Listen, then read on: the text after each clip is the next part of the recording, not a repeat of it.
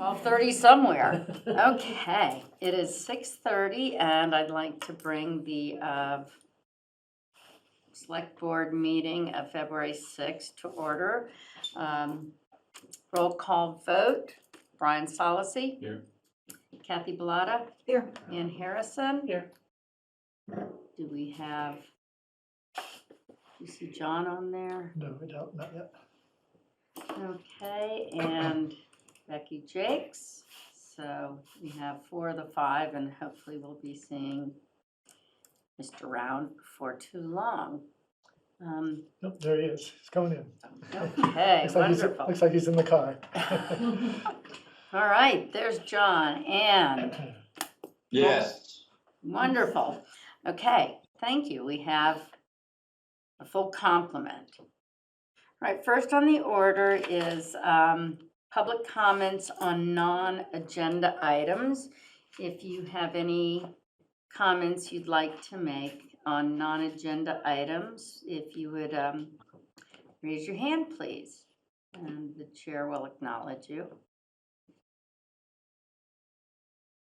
And seeing none, we will go along to Chairman's report and action items, starting with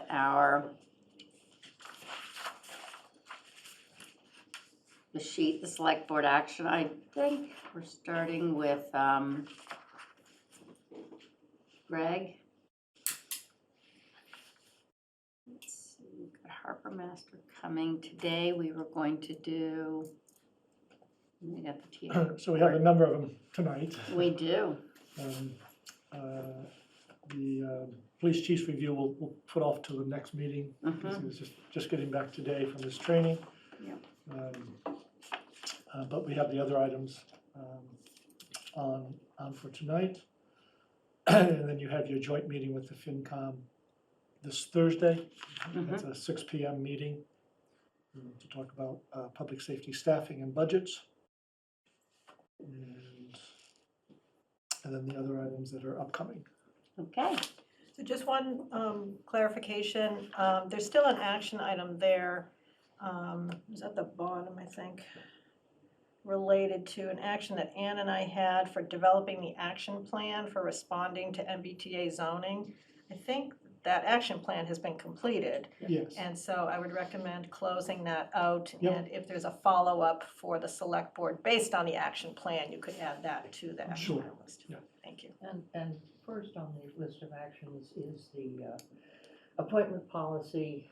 I have information about other towns' appointment policies. I'm going to have to make some phone calls to see if there are differences between their policies and their actions, which is the case for us. And I'm going to have to track down and see what they actually, I think I have 6 or 7 towns' policies, and I'll just pick a couple and check on them. So that's probably can be pushed off until after the warrant is closed. Okay. So we'll go to, warrant gets closed early March. Yeah. So we'll just go mid-March? Yeah. Okay, so that. And we may postpone it again if there's more things going on. But it's certainly What not makes one of you the most think important that? things, because we do have a policy at the moment. Okay, and then let's see, the following will be discussed.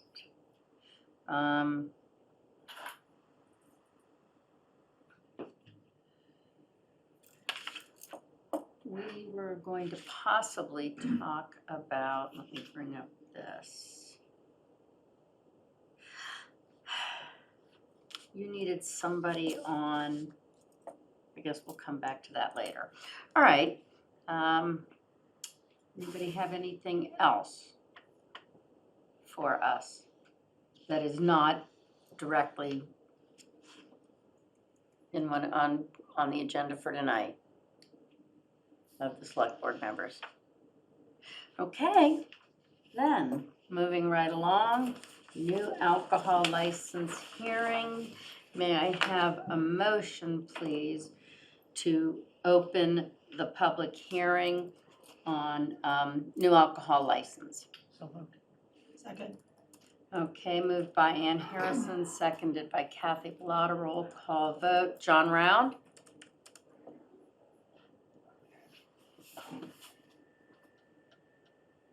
Mountains. I think he's saying yes. He's saying yes. I see that. Yes. Okay, thank you, John. Brian Solacey? Yes. Kathy? Go ahead and mute, John. It's back up here somewhere. Kathy Bellata? Yes. Ann Harrison? Yes. And Becky Jakes says yes. Okay, first up we have, for the MAC. Hi, how are you guys? I'll move up here. Sure. Do I turn sideways so he can see me? No, they've Or- got No, cameras you everywhere. don't need to do Great. it. Front and back? Front and back. What? There's no hiding, yes. No, hiding? there's That's not. a little creepy. Yeah, it is. Pleasure to meet all. Just forgive me, I've never done this, so either ask questions or I can give you a little bit of my history or. You can just give a quick rundown of your proposal Okay, and all then a right. little bit of your background, that would be, Absolutely. I took over, I was awarded the bid to take over the Manchester Athletic Club in October to transition, Symboli's previous business. Was working with the Combs family. I think you guys all know what the MAC is. I was allowed to retain about 75 of the employees, and since then, we are now up at 93. Wow. I hired somebody else today, full-time and part-time. I have job openings open. I don't know how many people this is broadcasting to. Sorry, we do need a few more membership people and everything else. Put it in the cricket. Yeah, I know. Thank you. That's a good point. We're advertising at the colleges and a few of the other places. I'm really trying to keep it local. Mhm. So, in any event, I've been a long-standing member of the MAC. My sons played tennis there for 6 years. I always knew what a gem it was and saw the opportunity, as well as was tremendously heartbroken at the concept of it shutting down. So here I find myself in this position today. It was part of the lease and the agreement that the liquor license that Symboli previously had was supposed to be transferred. We just had a little bit of kerfuffle with the paperwork, so instead I just decided to reapply for it from scratch, because I'm a good person and love to pay my attorneys. It would be the same service in the same location, as it has always been. Do you guys have any questions? I'm there 7 days a week. My husband is either there 3 to 4 days a week. He's an orthopedic surgeon in the community, albeit we live in Andover, but I'm really good at driving down 128 at 5:30 in the morning when nobody's on it. So, we're looking to provide the same benefit to our members that has always been provided in the background. Okay, I know it's a very long application. Yeah, intentionally. It's a good thing, Ann, questions? Yeah, this is the first alcohol application that I've seen that includes plans. This Interior. interior. Yeah. Are you changing something? No, that is what the current interior has been for the last 7 years. Okay, and I assume that the area where you store and serve liquor is completely separate and controlled Yes, 24/7. and locked down. Yeah. I tried to get a little more detail. To give you guys an idea of my background, I spent 15 years at the Federal Reserve. I used to give testimony and numbers to Greenspan. We had to do everything just right by the book, so maybe I approached this a little. no, that's That good. way. That's good. Yeah, some people just write descriptions, but it's helpful to have plans, Well, so that's, And or you're welcome to come see. Thank you. Kathy? I don't have any questions. It was a very good application. Brian? I'm good. John Round, any questions? No, none, Becky. Wonderful, okay, thank you. The only question I have, and it's less, According to the map, you just plugged in. It says go.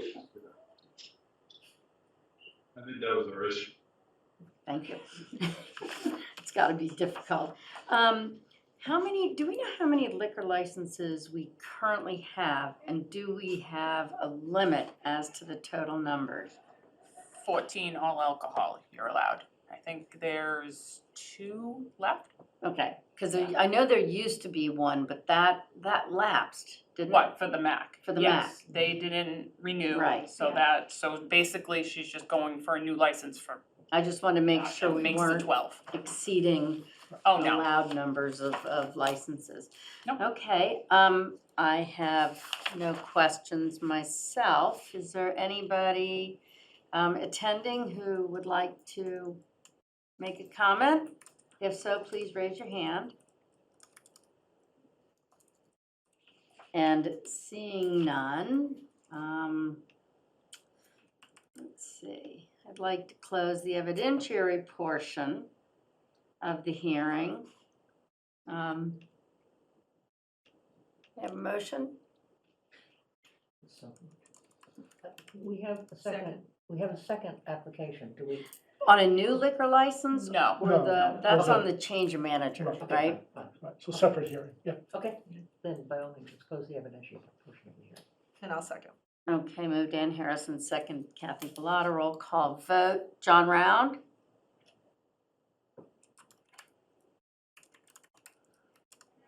Okay. Can he unmute himself? Yes, Yeah, there you go. Thank you, John. Brian? it's taking time, sorry. No? Yes. Kathy Bellata? Yes. Ann Harrison? Yes, Becky Jake says yes as well. Are there any issues from the board? Okay, if not, move that we approve, the application for the Aspect Athletic Club LLC for an all alcohol license. Second. okay, moved Ann Harrison, seconded Brian Solacey, roll call vote. Ann Harrison, Yes. Kathy Bellata, Yes. Brian Solacey, Yes. John Round?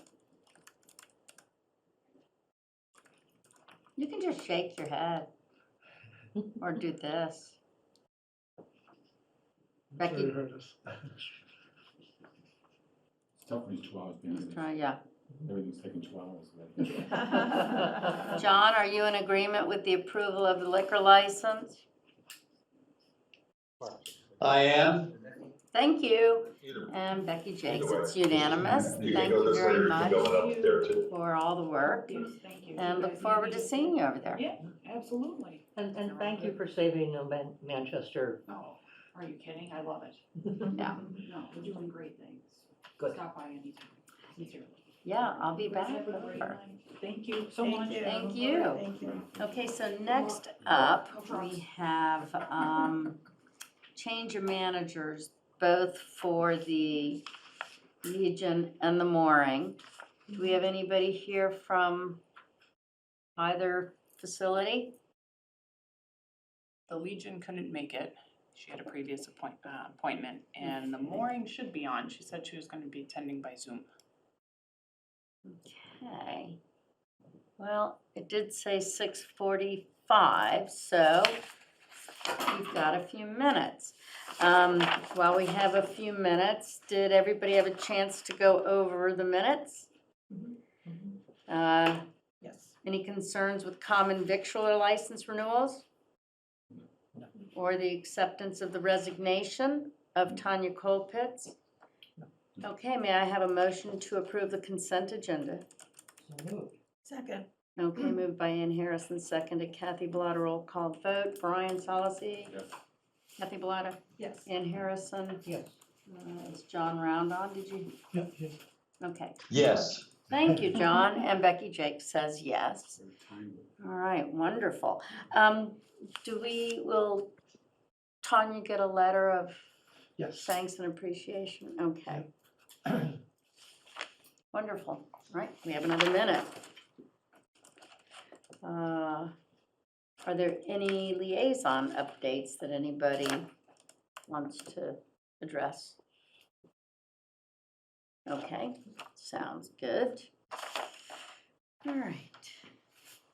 Then we have, Are we going to put off then? I think we need to put off the American Legion, unless did anybody have any questions about that one? Those don't need, for a change of manager, you don't need a public hearing. No, not a public hearing, but don't we need to approve it? Yes, Yeah, Yes. yeah. so, I can put it on the 21st. Why don't we just approve it? it's same old, same old. Yeah. But I'd like to hear a little bit from the mooring if they're.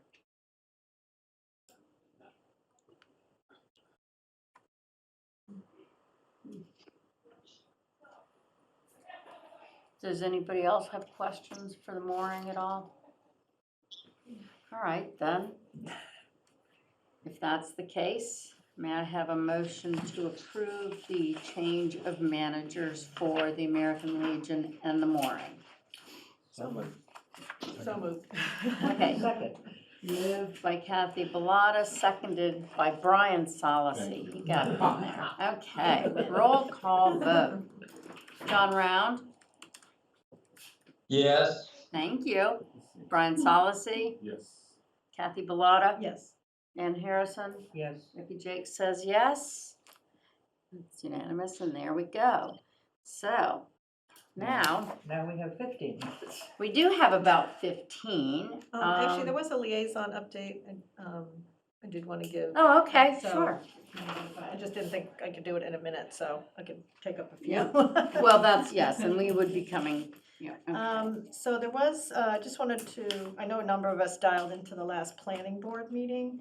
They had to postpone their retreat because of that inclement weather. Right, But at their last meeting, they did discuss which articles they wanted to bring forward to a Mhm. public hearing versus parking lot for a future town meeting. right, I had a little trouble hearing, if I think I got it right, there's the adult entertainment, they wanted to bring forward to a public hearing. mhm, Senior housing, and then what they're calling a mini ADU, which would be to kind of Right. just refine the existing ADU zoning law to remove some, barriers that just don't seem to make any sense, like requiring that the house be built before 1984. Right. So some modest changes. Yeah. But during that discussion, they did wonder if the town was working on creating a process for tracking ADUs. Regardless of what the zoning is, we still don't have a good idea how many ADUs we have in the town. And regardless of what zoning decisions we make or don't make, would it be a good idea for us to have a process right. to track them? Was that something Betsy was going to be looking into, Greg? So she was talking to the assessors about that. Right. And so, it certainly is It's something hard that, to track, but, well, they don't have a separate listing mhm, of it. It's not something that couldn't be created, but it's not something that has been done. But certainly if new permits are issued, then those would be tracked. And there'd be a record of permits So- issued. mhm, I think I think the ask was for the town to kind of clarify our position, do we intend to track or not? And if so, what do we intend to track? And we may not have an exact answer right this second, but I do think it would be good for Betsy to take the action to clarify things for the planning board. It's not the first time I've heard that, and I think it's a valid request that we decide what we're gonna do and Was. do it. Have they, I'm sorry, go ahead, Brian. And I don't know the answer, and I should have. Would an ADU count towards our inventory? I believe it does. So Right. it becomes important. It's important.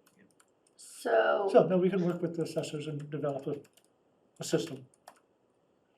have you had someone from the planning board approach you specifically for that yet?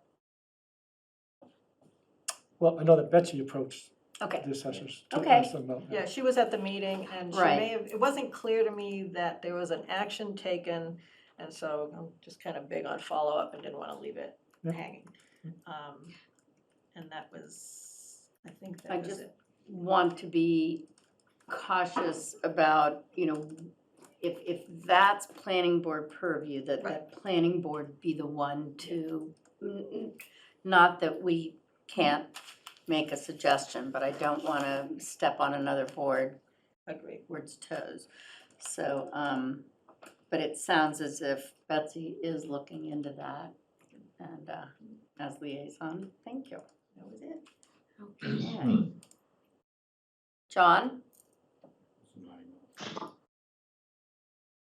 Yep, I'm here. Did you have something to, that you wanted to?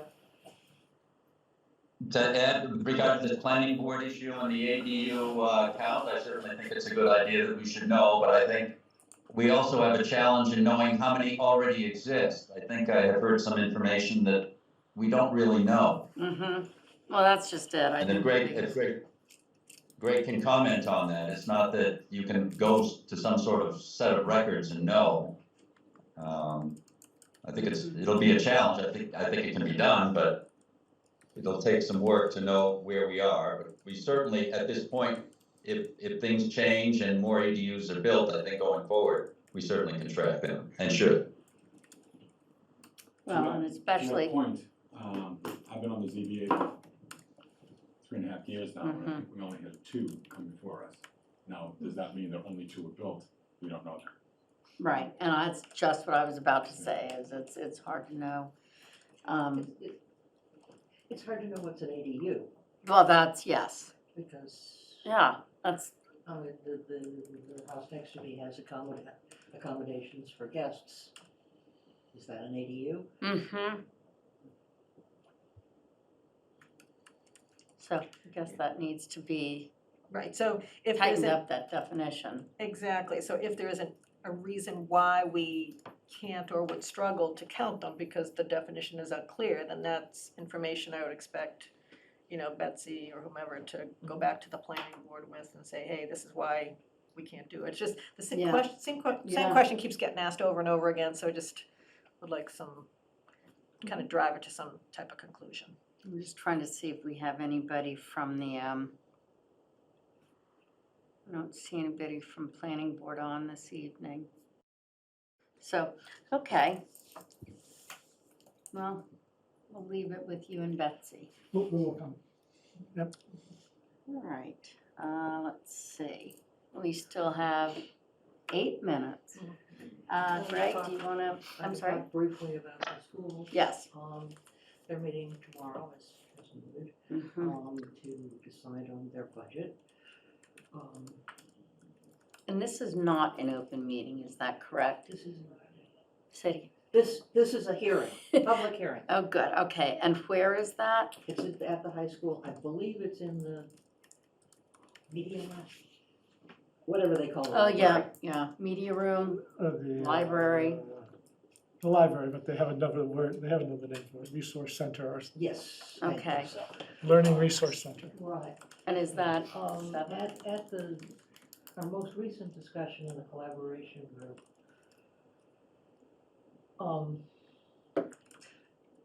I'm not sure that the school finance subcommittee is entirely in agreement with their budget at the moment. Mhm. Great, correct me. And I'm not sure that the school board is entirely. It may be a split vote, we'll see tomorrow. It'd be interesting. So we'll have to see. And that's at 7? I believe it starts at 7. I think the meeting starts a little early, but I think the budget hearing starts at 7, I believe. And one of the questions that's been kicked around is the fields, and I'm not entirely sure that I know. They have enough in their reserves to pay for, replacing the turf at Highland Field and, their half of Brook Street. Mhm. But they were told by their bonding advisors that having a large reserve fund would be advantageous if they went for a major borrowing. Right. And they could probably save more by having it in terms of the bond rate. Mm-hmm.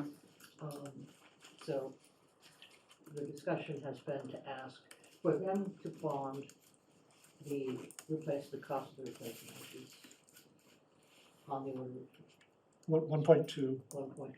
Yeah, and so the good news is that they're retiring a good portion of the high school debt Mhm. in next year. So the debt payments are dropping in the order of 350, maybe a little higher, $350,000 less in debt payments for next year. That's good. So a new bond for 1.2 would come in lower than what they have been paying. Mhm. So even though if they bond again, taxes won't drop as far as they would have, they're not increasing if they were to bond. And so there was general feelings that it would make more sense to borrow the money rather than deplete the reserves. Right. Sort of short money. So it's, but ultimately the voters have to make that decision. So that would be a town meeting vote and then a ballot vote. And have they, way much putting the cart before the horse, but weren't there concerns with PFAS? And, There were concerns. They have received confirmation that the new turf does not have PFAS in it. And in fact, the installer is willing to certify that and have a legally binding commitment to that. So that would be part of their contract documents. and so there's more than a financial impetus to do this. Oh, well, that's true. Yeah, in terms of the existing Mhm. turf that's there, we don't know the status of that for sure. Okay. Thank you. All right, thank you, Anne. So with the, I don't know if we have time to do the coastal zone management steering committee. Are we, or that was, do we need to wait? Is this more of a discussion than just seeing who? Not really. So we have some membership recommendations for you. Sue Croft has been helping to pull that together. It would be nice to have one of you to serve on the steering committee as well. So that would be the one new decision to make. But if you're comfortable with the recommendations from the different boards and committees that have stepped forward, then it would certainly be appropriate for you to approve that list of people and name one of you to it as well. I think it looks like a really nice, a wonderful group. And let's see. I do have an interest in it. John, is that something that you might want to do? What's the timing for activities for it? When is it gonna kick off? So it'll get underway in the next couple of 3 weeks, give or take. It's a relatively short-lived committee. Mhm. It needs to wrap its work up by the end of June. So I anticipate, 3 to 5 meetings between now and the end of June. And Okay, I'm just looking at that relative to the water task force. I'm happy to jump in on this one unless somebody else wants to, or if you do, John. I don't want Well, it's all water. This is what John does. I would be happy to do it. I'm pretty active with that group. Yeah. But, I mean, we are winding up our activities and they will be done probably within the next, say, 60 days. So I can serve on this. Well, you're probably going to be tied up with that, and this is something, if you want to do that, I'll be your alternate. Would that work? That would be fine. Okay, does that sound good, John? Ann will do that? Yeah. And then I'll be Yes. her second? Yeah. I am on the climate change. I like the music, whoever's playing it. It's a long story. Okay, so does that work, Greg? That's fine, and just a vote to ratify the others. Okay. So do you want a formal vote for that? That would be helpful. Yep. Okay. Yep. May I have a motion to ratify the Coastal Zone Management, Coastal Vulnerability Steering Committee nominees? So moved. Second. Okay, moved by Kathy Bellata, seconded by Ann Harrison. Roll call vote. Ann Harrison, Yes. Kathy Bellata, Yes. Brian Solacey, Yes. John Round, Yes. and Becky Jake says yes. There we go. Okay, moving right along. So with that, if you just shoot me some updates, Ann, that'd be great. And that way, if I need to jump in Yeah, for you, I yeah. can have a beat on it. Also, I do want to note that somebody asked if Ann could speak up a little bit when she's Ann. speaking. Okay. Thank you. All right.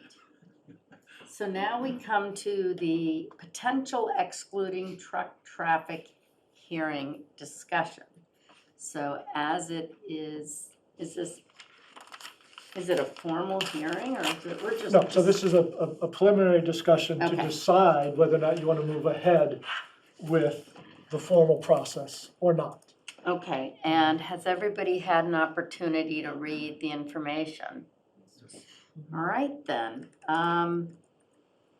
Any comments from, and did everybody see the emails that came in that Debbie sent around? Okay.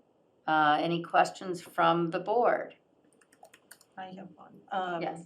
So my first question is, what initiated this agenda item? Because there are, when I took a drive by there today, there are 2 signs.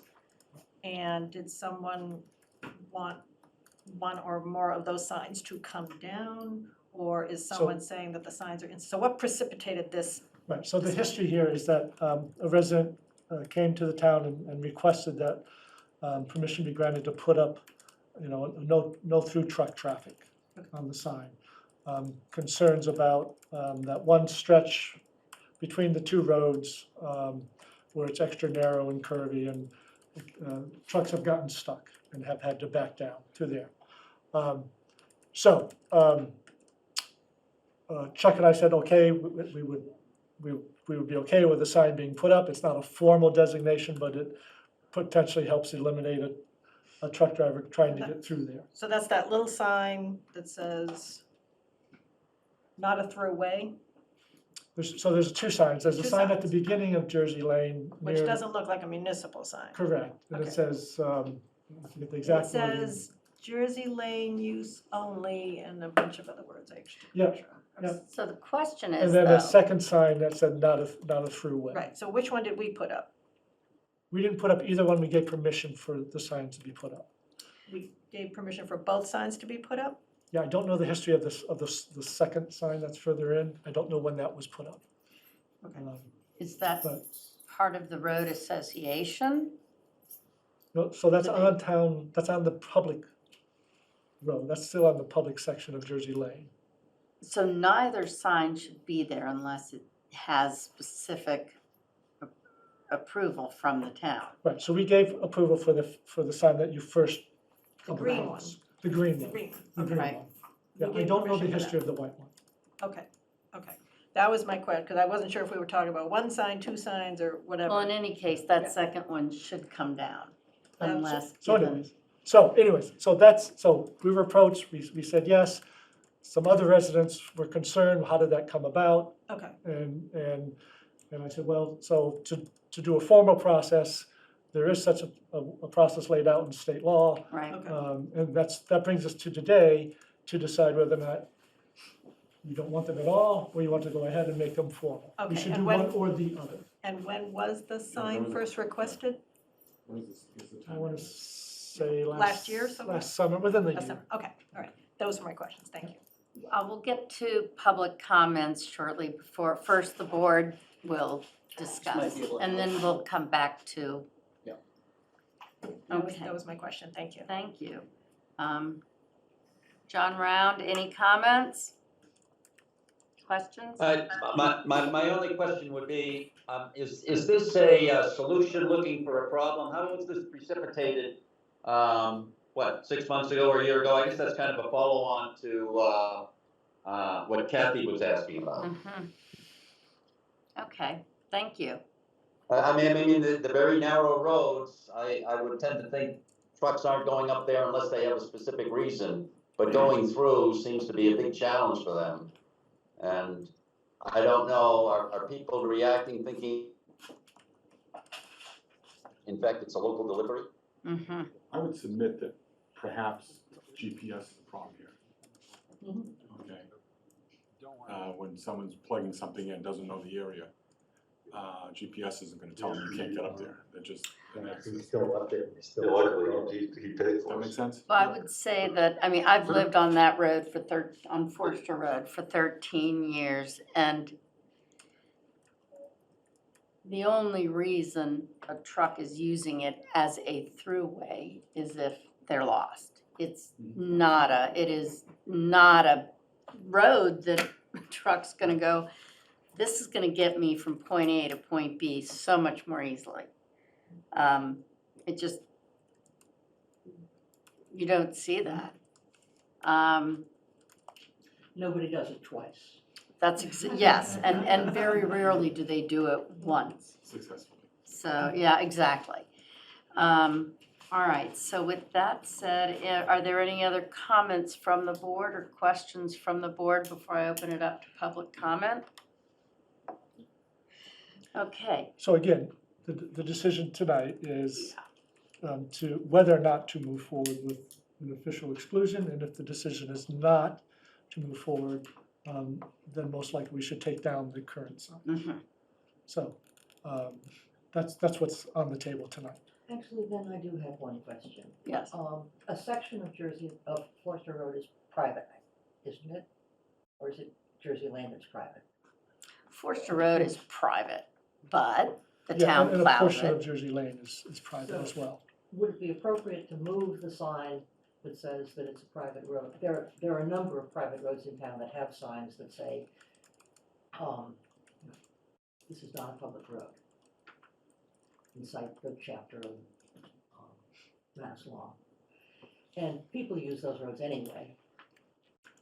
Right, but the vast majority of private roads are open to public travel. Right. So would it be appropriate, instead of removing that sign, to suggest that they move it to the private part of the road?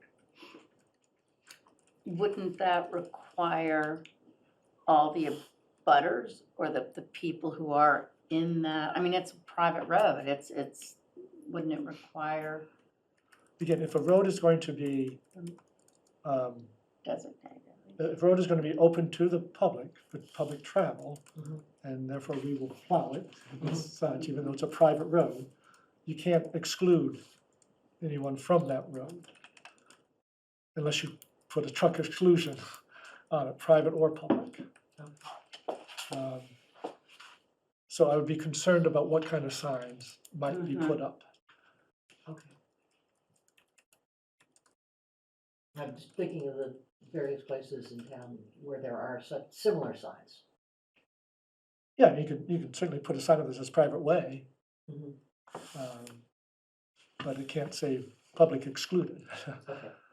It can't, And the current sign there does say, the one sign I have pictures if you want to says, see. is trying to discourage truck traffic, and then the second one says not a throughway. okay, The first one says, Jersey Lane use only, no commercial vehicles other than those servicing Jersey Lane. okay, That's the very first sign. okay, that's quite different from the one Yes, at it the is. entrance to Boardman, for example. Yes.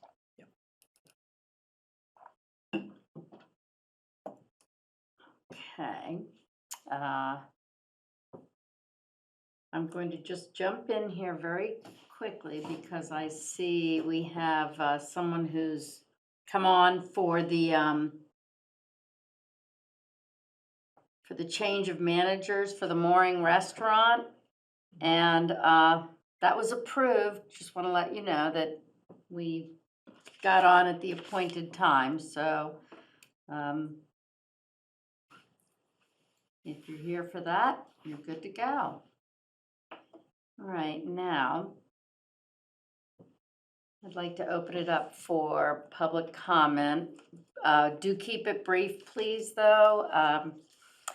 And when the chair calls on you, just please state your name and address. Mr. Reed? 12 Forster Road. I've only lived there for 44 years. And under the advice of the chief of police in 1979, I created and installed the private way sign on the Bennett Street end with the appropriate Mass General Law designation in an effort to make the public aware that it was in fact a private road. The bottom half of Jersey Lane appears to be public and the upper half appears to be private. I can't speak to that, but I can speak to the Forster Road side of things. Normal modern developments identify a piece of land, put in house lots, and designate a road that's owned by all. The Forester Estate, which existed prior to all these houses that are there now, had a driveway.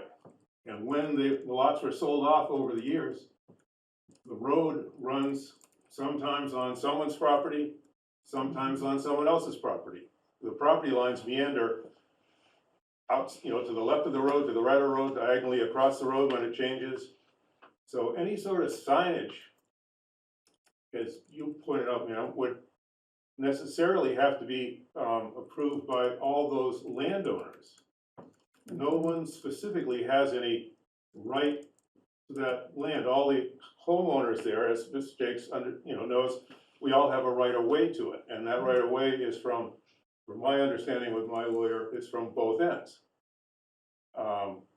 when necessary. And I'd like to point out that no one in their right mind would try to use that as a shortcut. They'd be out of their trucking mind.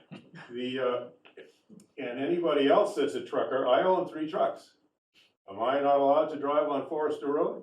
When I spoke to the secretary this morning, she said, no, it meant heavy trucks. Well, it didn't say heavy trucks in the letter. So I'm just being sort of facetious there. But the alternative, everybody that's got a right of way to use the road has a right of way to bring in building supplies. The truck went up the road with, 10 tons of gravel on it this morning. That's just what it is. And quickly to the administrator's point, many, many years ago, I had this long discussion with the selectman at the time and the chief of police. And they were claiming they could enforce certain regulations on the road based on the fact that they plowed. And we got it all straightened out verbally then. They only plow for fire safety because we're taxpayers. It doesn't give the town any right to the road or to make any decisions about the private property that the various landowners own. Where my house is, the end of my driveway is the end of my property. The road in front of my house belongs to the Toxleys. And it goes from down by the forest, down by Jaworski's all the way up to beyond their house. And then it becomes the other side of it. The property lines meander across the course of the road. So I just don't think, I think this sounds like a problem looking for a solution that, that doesn't exist. If you're just gonna eliminate the trucks that are making the shortcut to Beverly Farms, are you gonna have somebody, sitting in a booth out there with a handgun, stopping trucks to get their itinerary? I don't think so. I'm, again, being facetious, but my thought is that I would prefer to see no trucks there, but we need trucks. All right, thank you, Mr. Reed.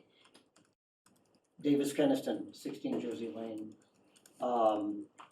I have plenty of pictures of semis trying to go down Jersey Lane. Okay, I can pass this around if people wanna see it up close. But I live right on Jersey Lane where I can photograph them. My office looks out and I see them coming down from Forester Road. And they're huge, huge semi-trucks. And down Easter Farm, went down Jersey Lane, and I owned the inside of the switchback. Mhm. And they had done a delivery up on Forester Road, and there was a forklift in the way, and decided to go down by GPS, go down Jersey Lane, and wiped out the whole corner of my property, which cost me 12 grand to repair. Compounded by the fact that this all started from the excessive wear and tear on Jersey Lane. There's a very, very large section of Jersey Lane where there are no houses, unlike Forester Road, which has frequent homes. And they have an association. We basically have a couple of houses at the top of Jersey Lane. And the residents on the private section at the lower part don't use the upper part and feel compelled to deny any kind of contribution toward repairing the upper part of the road. So that leaves it to those who live at the end of Jersey Lane to have to maintain it. Jersey Lane is being used as a shortcut frequently. There has been an increasing amount of traffic, and the wear on the road has become very challenging for us to constantly pay for and laborsome to find a way to get it repaired in an affordable way. And so I'm the one who initiated this by trying to limit the amount of through traffic. The effort on my part is to have the traffic which is going to service Jersey Lane use Jersey Lane, and that traffic which is going to service Forester Road use Forester Road, and limit the through traffic. Now, by the way, the second sign that's on the lamppost, I'm the one that had paid to produce the first sign, which was approved. The second sign the DPW put up, Chuck put that up, it says no through traffic. So they both were done by the DPW, but I produced the first sign.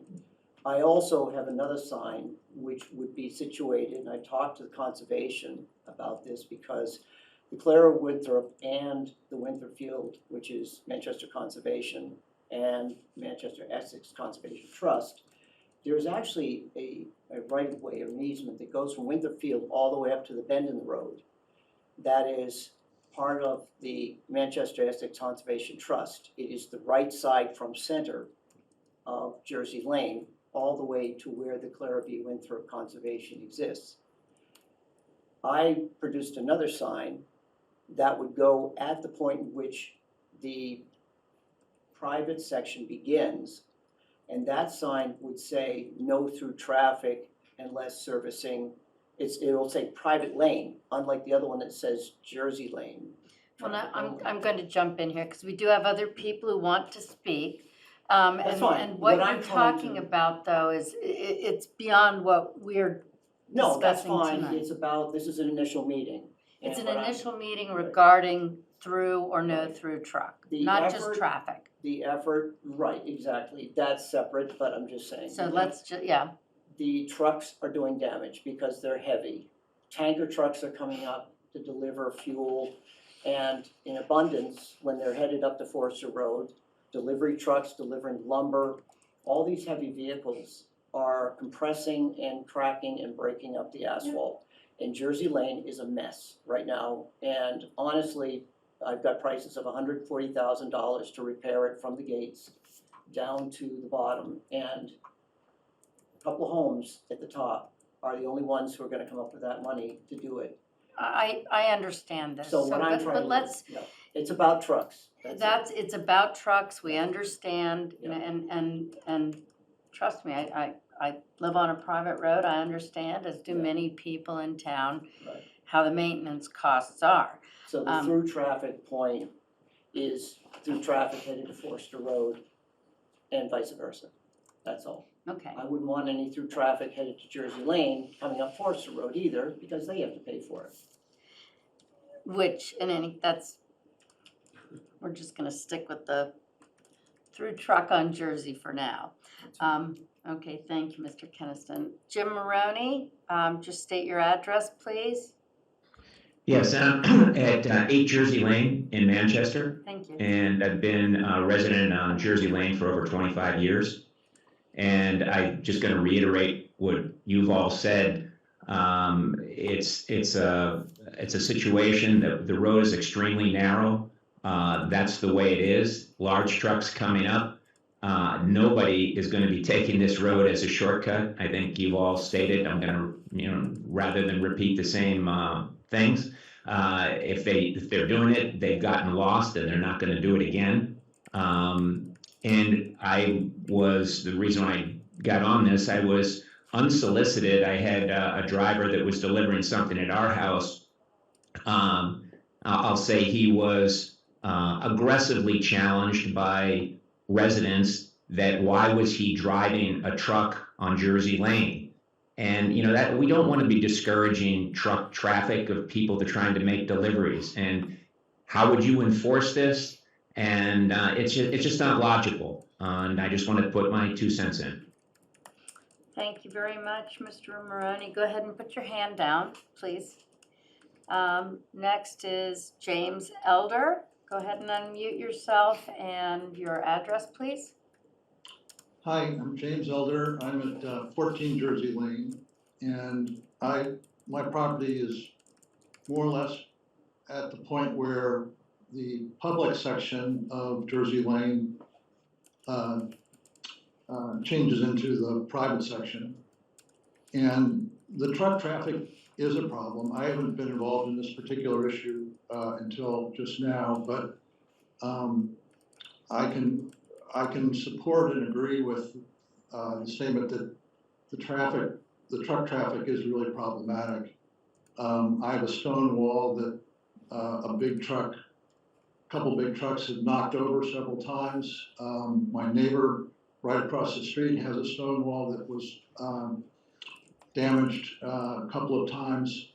So I don't know if the signs are the solution or whether they're properly worded or any of some of these other nuances, but anything that cuts down traffic on that road, I would be in support of, because as Mr. Keniston did say, there are trucks that seem to go up Jersey Lane in order to get to portions of Forster Road, and that's part of the problem right there. So there is some through traffic, there is some, there are some trucks that are trying to take a shortcut of sorts, and anything that cuts it down would be great. Thanks. Thank you. Any other comment from the public?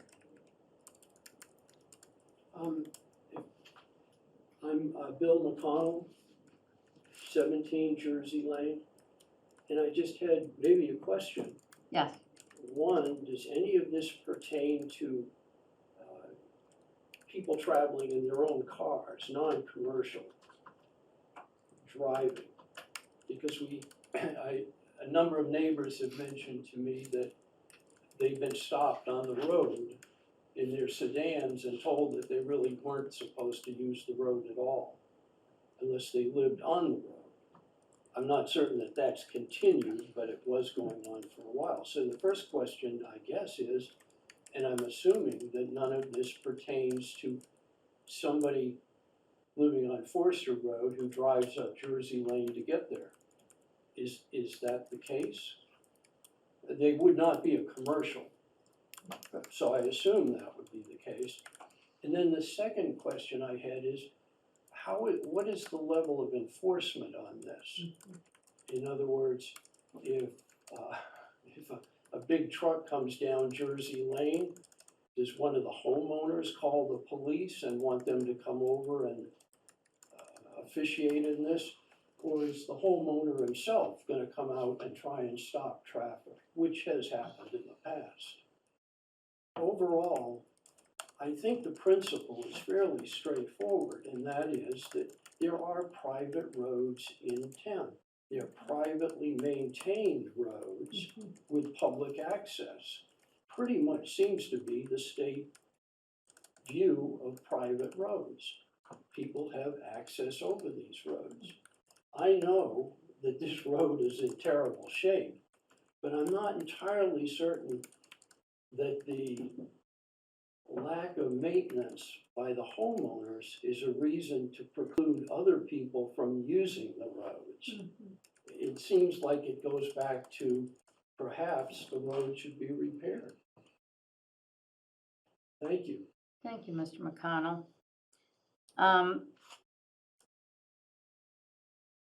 I would say that my impression is that the majority of what we've heard is against, and what we've read in emails is not in favor of excluding, or the specific through traffic exclusion.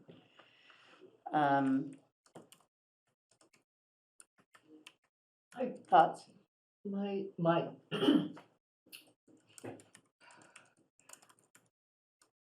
if in fact the problem is that people are looking at GPSs and saying, that looks like a way I can get through, then a sign saying no through trucks would reduce that error.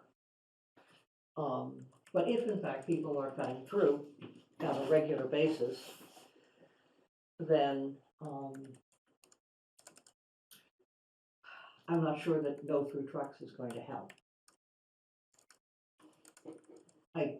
If the incursion is accidental, a warning would be appropriate. Right, so if it certainly was posted as a truck exclusion route, meaning through only local deliveries are allowed and through truck traffic is not allowed, then we have a basis for issuing a warning. But without that designation, we don't have grounds for issuing such a warning.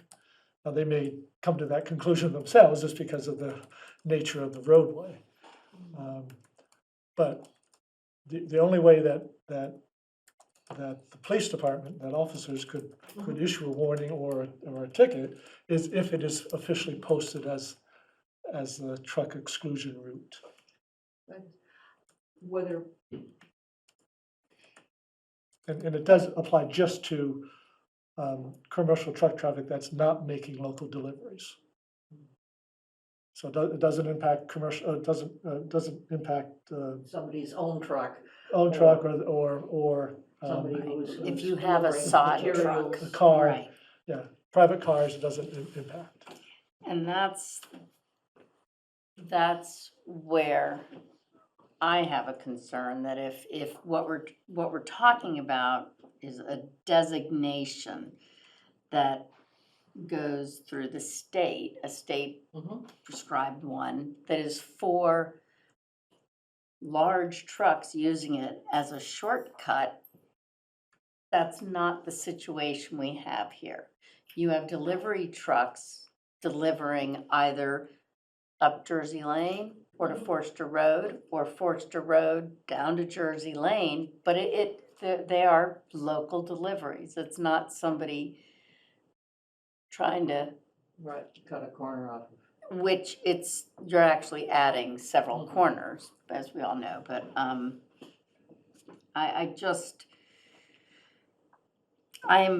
not in favor of this from everything I've heard and read.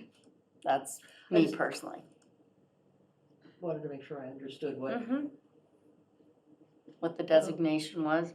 So I agree with your assessment that the vast majority of the feedback we've received is that people don't want that exclusion. I'm looking at a map of the area, and like I said, I did drive it today just to get familiar with it.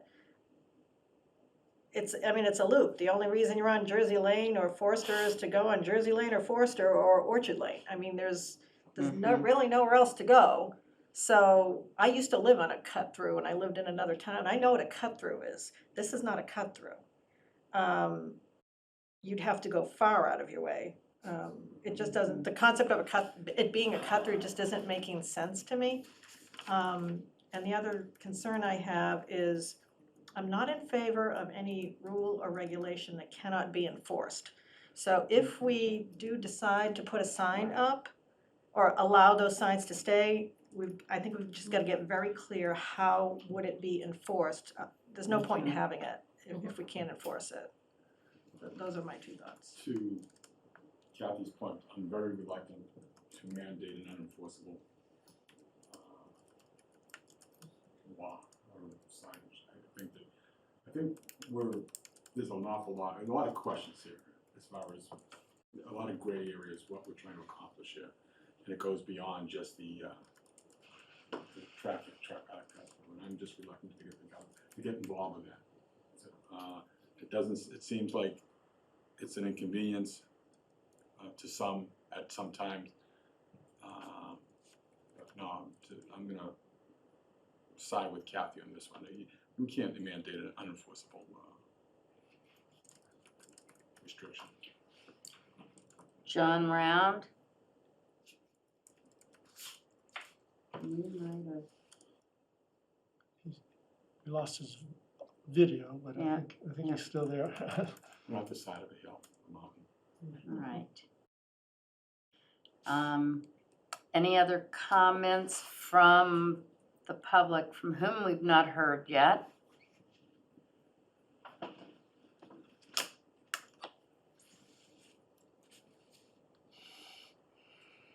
Okay, Mr. Keniston, you wanted to say something again? Yes, based upon the conversations and the points made, it is a cut-through, but it's not a cut-through to get back into town. It's a cut-through to get to Forester Road, where the majority of the people live. There's a large section of uninhabited Jersey Lane, and it's easier when they're coming from 128 to get off at exit, which was exit 17, through Beverly Farms, and then go up Forester Road, up Jersey Lane to get to Forester Road.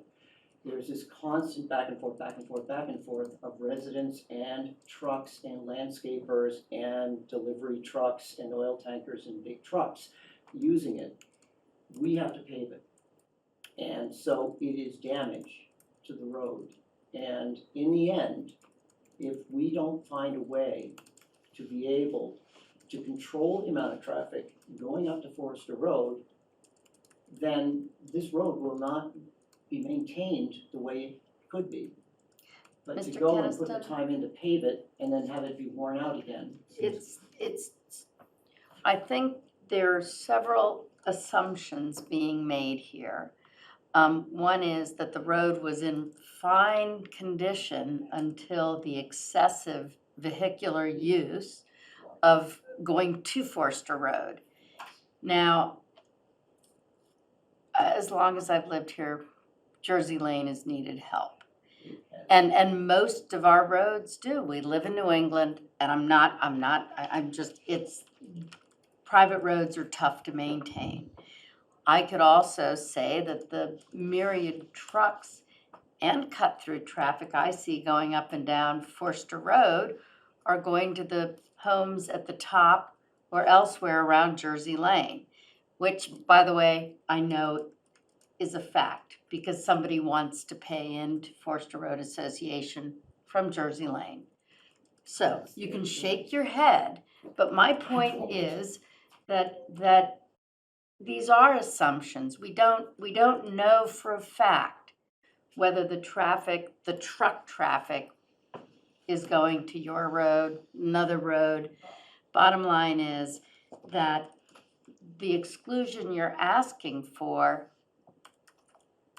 really won't have any bearing on the type of traffic that's on that road that's being used, and we can't enforce that. On the private section. We not the cannot public. enforce it on and if you get into a private road where you want to designate your road as private and have you do all the plowing and the town doesn't do anything for you, then we also cannot enforce on a private road. Okay, that's fine. It's good to know. Right, so as far as a sign that I put up that said no through traffic on my property, that sign can stay. It's on your property, not enforceable, but you can put it on your property. Right. And if the road becomes so impaired that the town can't plow it,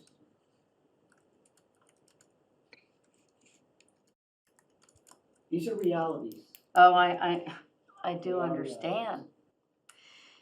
Mr. Reed? Just a quick one. I just want to slightly harken back to the fact that I agree with a number of the members of the board that it's hard for the town to enforce something on private property. And like I say, I'm not clear on the Jersey Lane part. I know that Forest Road is made up of a series of private properties. And as far as the plowing doesn't, the town has to plow for public safety because we're taxpayers. For fire protection. Thank you.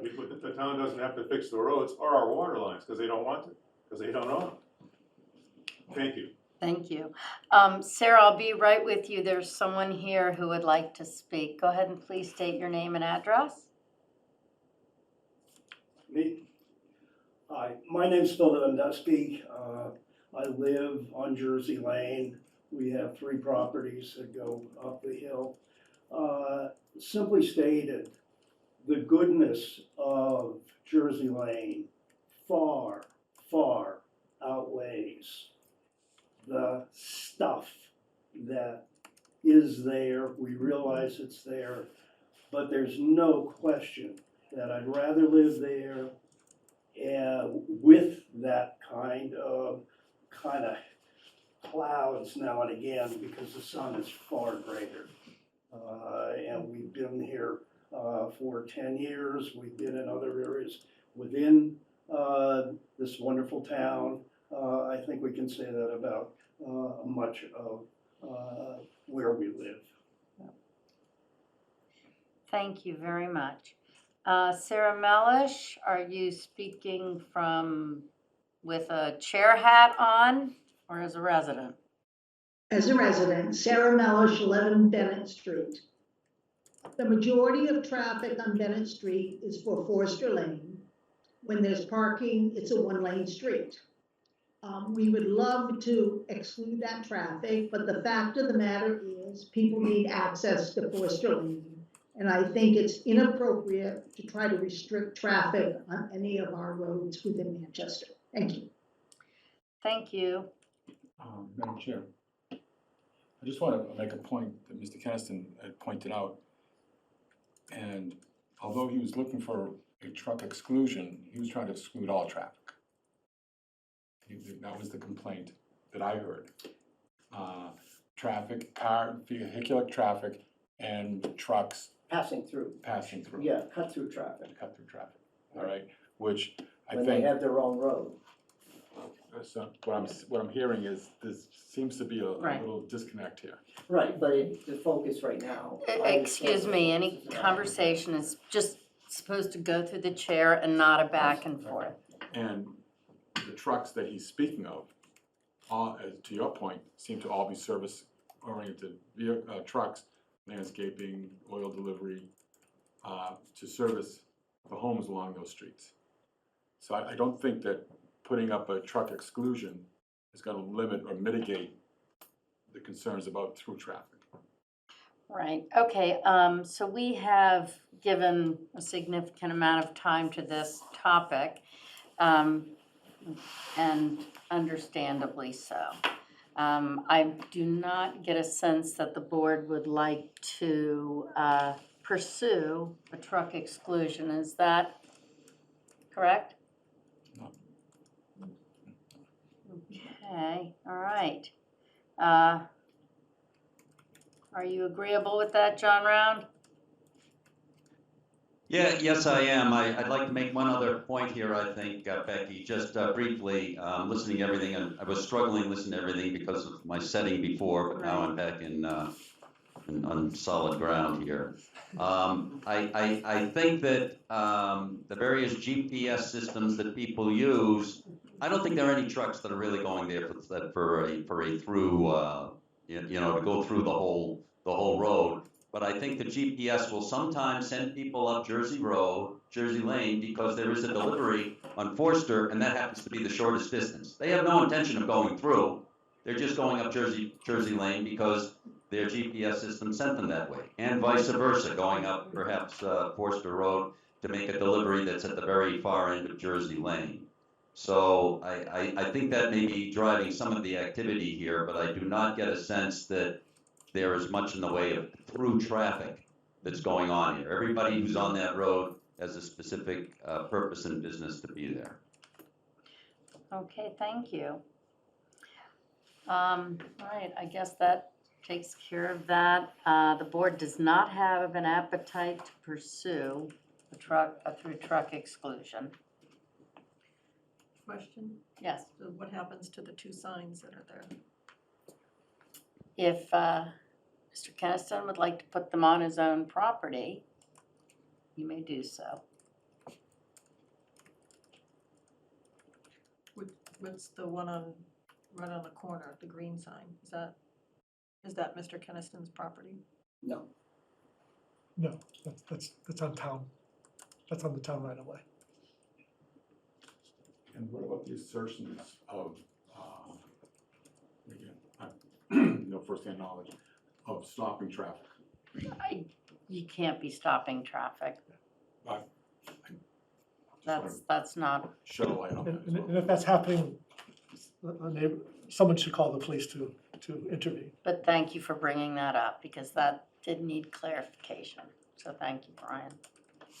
So does Okay, the initial sign come down then? say it again. The green sign has to come down then? Unmoved. Both Yes. signs. Okay. Yeah. Mhm.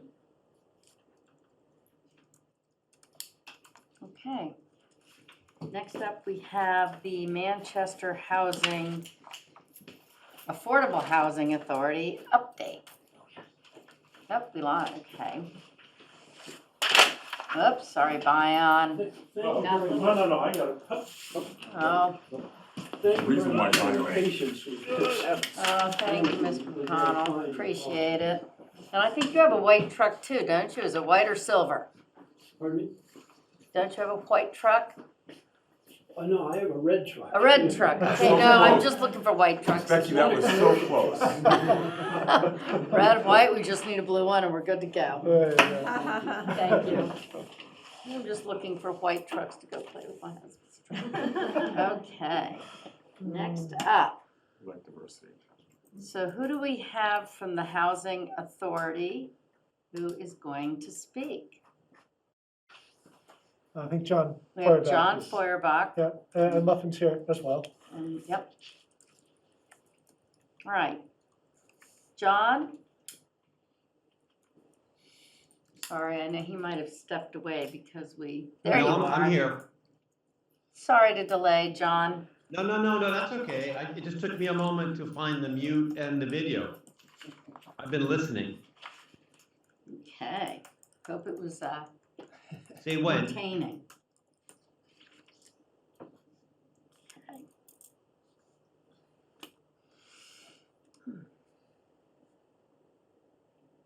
Okay, Are you waiting for me? take it away, John. Great, thank you. Select Board, John Feuerbach, 5 Harold Street, but for the purposes of tonight, I'm speaking on behalf of the Affordable Housing Trust and the Housing Authority. And it's really just a combination of check-in to give Select Board members a sense of where we are right now, but then also the second part is we need some guidance and some direction relative to the Pleasant Street. As folks are aware, following up our community engagement in 2021 that led to the favorable non-binding town vote in November 2021, the Housing Authority and the Affordable Housing Trust worked on putting together a request for proposal for the 3 Housing Authority sites in Pleasant Street. We were really excited about that. It was a really, really important moment for us, putting together the request for proposal, but we became so deflated when I think it was October 24th, the due date, we didn't get any applications. So after that, we did a little due diligence and spoke to our consultant who did the proof of concept study, and I also spoke to a couple other developers who have expressed interest, and they said, we were looking for too much in the request for proposal. You were looking for too much initial outlay of money for plans and stuff, and what was suggested was that we move on to request, it's an RFQ, a request for qualifications, where in essence, we're looking for the strength of the development team as evidenced by what type of work they've done in comparable development, their financing history and project stuff, and make a selection of a development consult based on that, and then free them up to continue the engagement with us, with Housing Authority, with the Select Board and the town, as the plan is further refined. So we're moving forward on that, but the second thing that we heard is that the uncertainty on Pleasant Street causes applicants to sort of pause and consider whether or not the plan is really viable. So there's a couple things, ways we're looking at that right now, Select Board. One is, should we move forward on the RFQ and just pull out reference to the Pleasant Street property?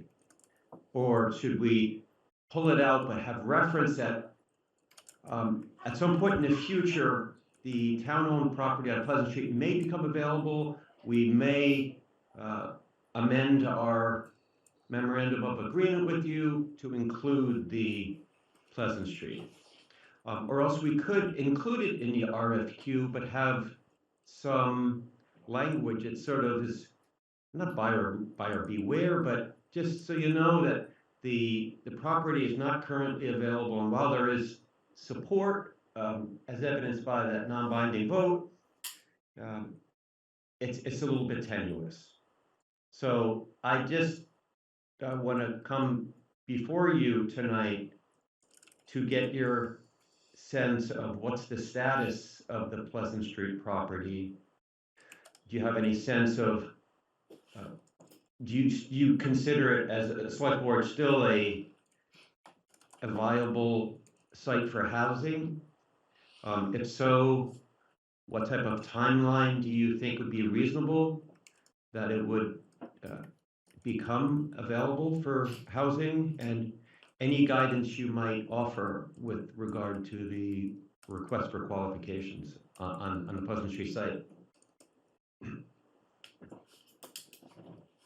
I'm also here with Sarah Mellish and Chris Olney, both members of the Affordable Housing Trust, and I believe Muffin's here as well. She has been our liaison to the Select Board. Chris or Sarah have anything else they want to add?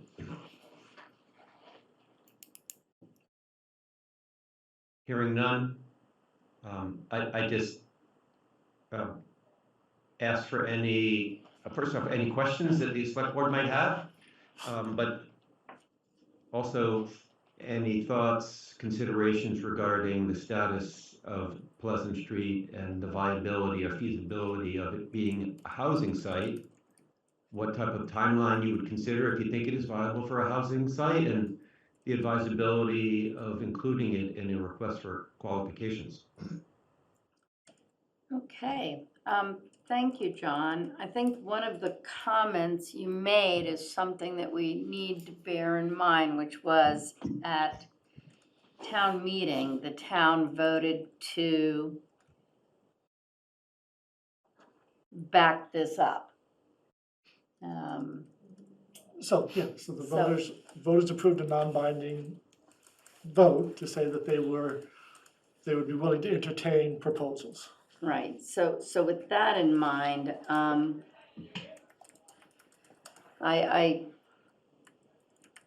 going to ask the rest of the board now that I've said that. Ann? I think it's very hard to say that something is going to be available until the town meeting has said that it would be available. I'm certainly willing to say that I support making, but first we have to move, we have to get if we're going to do it, the School Street site cleared. Mm-hmm. And then we have to have a town meeting, get the town meeting to agree to move the DPW. And that's some time off. And then if the property on Pleasant Street, if all of that happens, the property on Pleasant Street, well, we could turn it into cemetery if we prefer housing dead people to live people. You don't pay taxes down. Yeah, we could put a public safety building there if we thought that it'd be better to have fire trucks racing through Pleasant Street than commuters. But those are decisions that the town meeting has to make. And I think making a strong proposal to a developer to say, oh yeah, there's no problem with that, is unwise. And that was one of my thoughts, was how do you ask, I mean, if you're asking for an RFQ, that's one thing. RFP, you can't ask for an RFP if you don't really have a specific site, right? Just on that, Board Chair, in the RFP, we made it, notwithstanding, as background, we had very, very clear language, notwithstanding the town support in November, non-binding, we said it still had to go through a favorable town vote. And so we talked about conditions that would needed to be done, like, okay, if we designate you as a developer, we're gonna work together, we're gonna engage the community, we're gonna refine the plan, and at that point that the development is feasible, we're gonna check back in with the select board and get a timing for maybe we go back to a town meeting to have a vote on the land. But, so that was just our thinking. I thought we spelled it out clearly in the request for proposal. I mean, it must not have been too clear enough, because I heard from at least one person that the uncertainty on Pleasant Street led them to not apply. I'm sorry if I implied that, John. I mean, I know you all have got. No. I didn't mean to at all. Okay. Madam Chair, and there's an awful lot of moving parts. All right, and it's totally convoluted here. I think that as a result, the other two parcels are being delayed unnecessarily while we try to paint a bigger picture. What two other parcels? Well, Plains. The Plains and Newport Park, there's supposed to be some work going there. And as a result, nothing's happened. Okay, I would like to see perhaps bifurcating this or phasing it. And get at least something going. Right now, nothing's happening. Yeah, so I heard three options. First of all, you wanted feedback on the RFQ approach. I think that's a wonderful approach because it allows you to partner with a developer in a more contemporary way instead of an old school buyer-seller model, right?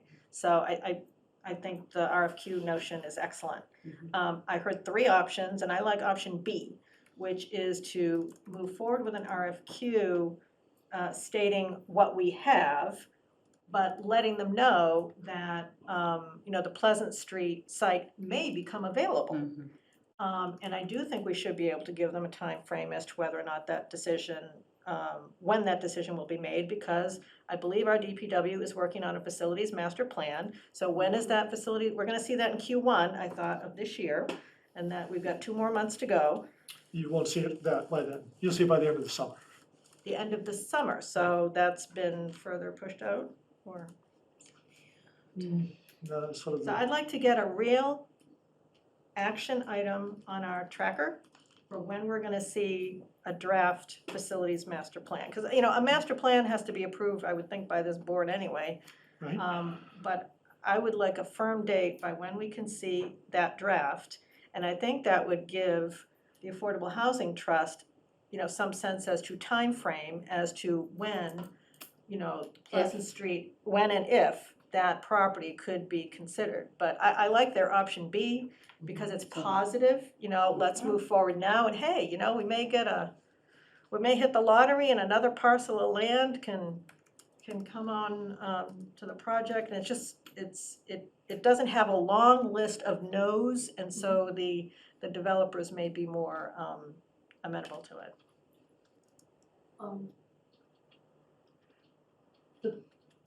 question I have is whether the other properties without the possibility of Pleasant Street are attractive to a developer under any circumstances. That's the problem. And I think we would find that out with an RFQ though.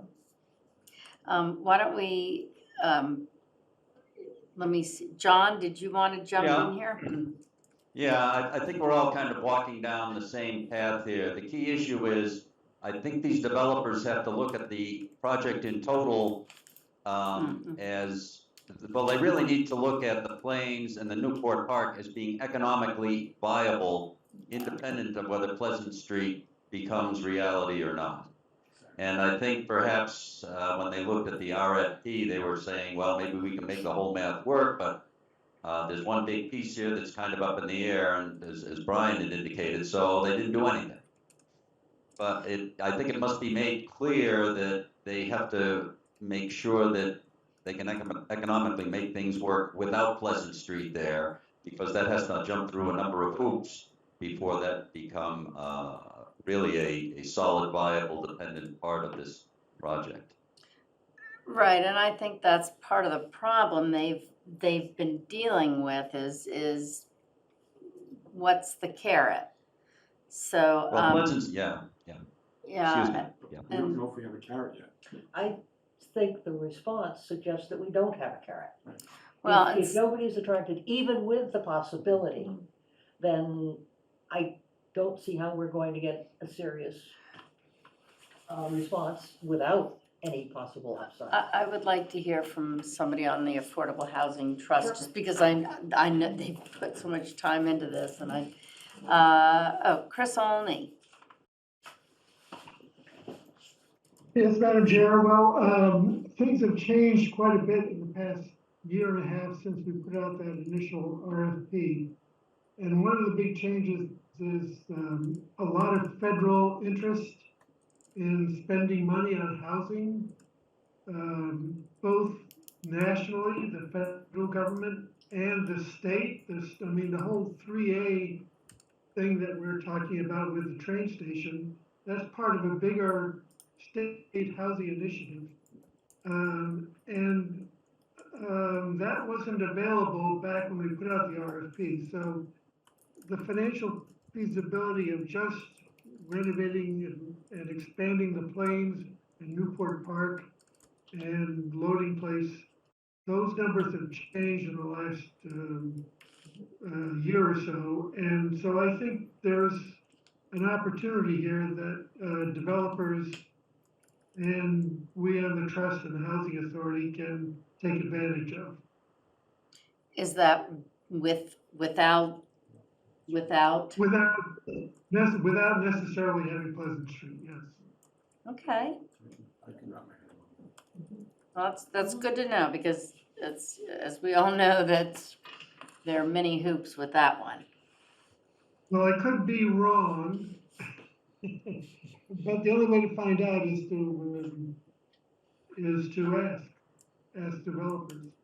And I would like to say, I know you all have been working very, very hard trying to figure this out and trying to help the town out. So I would like to say thank you to all y'all.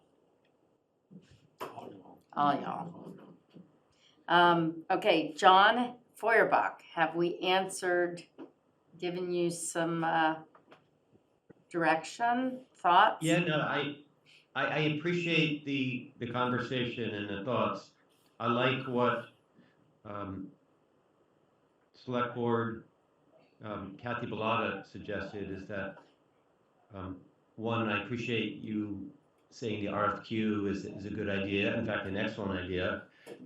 She'd like that option where we could be clear that we have the Housing Authority sites in our inventory, but then also have language that indicates our master vision really includes Pleasant Street, and just put language in saying that that's something that we are working on. We don't have certainty on the acquisition strategy now, but at some point in the future, if that does occur, we would want to work with that selected developer who we select through the RFQ to incorporate that in the master plan. Personally, I don't think we lose by that, as long as we're clear that, as Select Board Member Brown mentioned, we make clear that the applicant needs to understand that the housing authority sites need to be economically feasible without Pleasant. Okay. Thank you, John. Any other comments from the board? John Round, any other comments? I'm good. Thank you. Chris Olney, your hand is up. Did you have another comment? Nope, I'm lowering my hand. Okay, thank you. Thank you all very much. We appreciate your time. And we'll stay in touch. Thank you, Madam Chair. Thank you. Okay, and now a mere 30 minutes behind. Bion, are you tired? Oh, no, never. Not at all. And I see we have, who else do we have on here? Oh, there's Chris Combe, I think it is. Yep, hi. Okay. So, Chris, are you representing the Harbor Advisory Committee this evening? That is correct, yes, I am. Wonderful, thank you. All right. Hi, Chris. Hi. Hey, Brian. Oh, it's up there. Where is it? Take it away, Bion. So we're here to discuss the Harbor Master Plan. Yes. Which probably should be referred to, I will refer to it as the Harbor Management Plan. Yes, there you go. I'm gonna do that right now. Which is what we're really looking to do here, like other elements I've heard discussed here. The Harbor Management Plan really isn't about dictating what's going to happen in your harbor. It's about looking at every single asset, every single aspect of your harbor, putting it into one resource that people can use when it's time to discuss new ideas for development, protection of resource, expansion. So most, the community of Kittery, where I worked before, when I started, they had a master plan, a management plan for the harbor that was reviewed and updated every 10 years. The biggie for any management plan now for coastal communities is sea level rise. Something that was not on the radar when I started here 11 years ago, and nor was management plan. But I think with recent development, with some of the private entities and changes to use of the harbor, very dramatic change to use of the harbor, that it may be time to put some pieces in place with particular attention to what's going to happen to the waterfront, what's it going to look like in 27 years. It's probably going to look different. So this will help guide the town as people apply to move or change or bring about changes to the harbor in general. So I think it's a good idea. I think that there are state agencies and Urban Harbors Institute, UMass Harbors Institute. Okay, thank you, sorry. UMass Boston. Correct. Oh, all right. They do lots and lots and lots of these. You can get one that's tailored to your community. You can get one that meets the state standards and requirements. Usually that's bigger harbors. I don't know that I think Manchester needs to spend the money for that. It would be nice if it were tailored. Yeah. This is the one, the UMass Boston one was the one you'd mentioned before, right? Yep. Yeah. Yep. Yep, most familiar with them. They work with others, they work with state agencies like the Coastal Zone Management, Marine Fisheries, all groups, all state agencies that have relevance in Manchester. So this is a plan that needs someone to come in and do the work. It's a heavy lift. I certainly don't have any kind of template where I could put such a thing together. It's way beyond my capability. So we've had initial discussions with Urban Harbors Institute to give us some ideas if they would, for what it would cost for such a plan. So hopefully we'll have that shortly. So I think the guidance they would be looking for right out of the blocks would be, do you want a state approved plan or do you want a locally approved plan? Do you have any thoughts on that? Local. Okay, I thought we'd already that's what you had discussed said before. that. Yeah, I think we'd already made that Did you already decision. make that Yep, determination? yep, I just, Yeah, so local? Local, Yeah. yep. Better write it down because I will forget.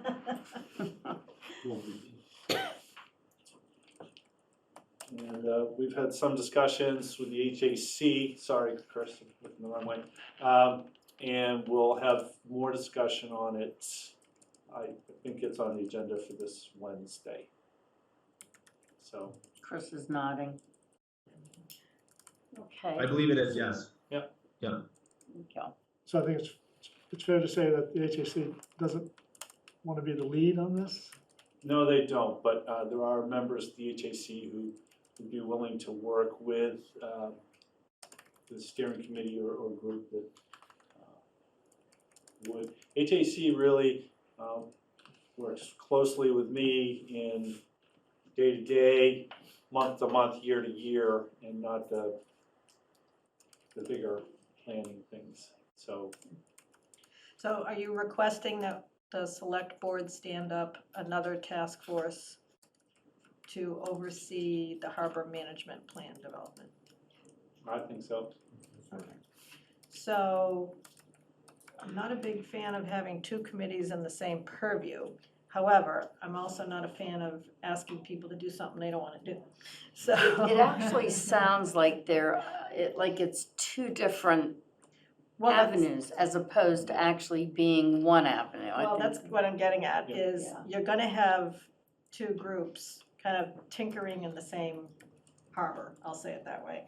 And if we're gonna set up another task force, I would ask that you get very specific. I would ask for your counsel on what specifically are the roles and responsibilities of the Harbor Advisory Committee while this separate task force is being run, okay?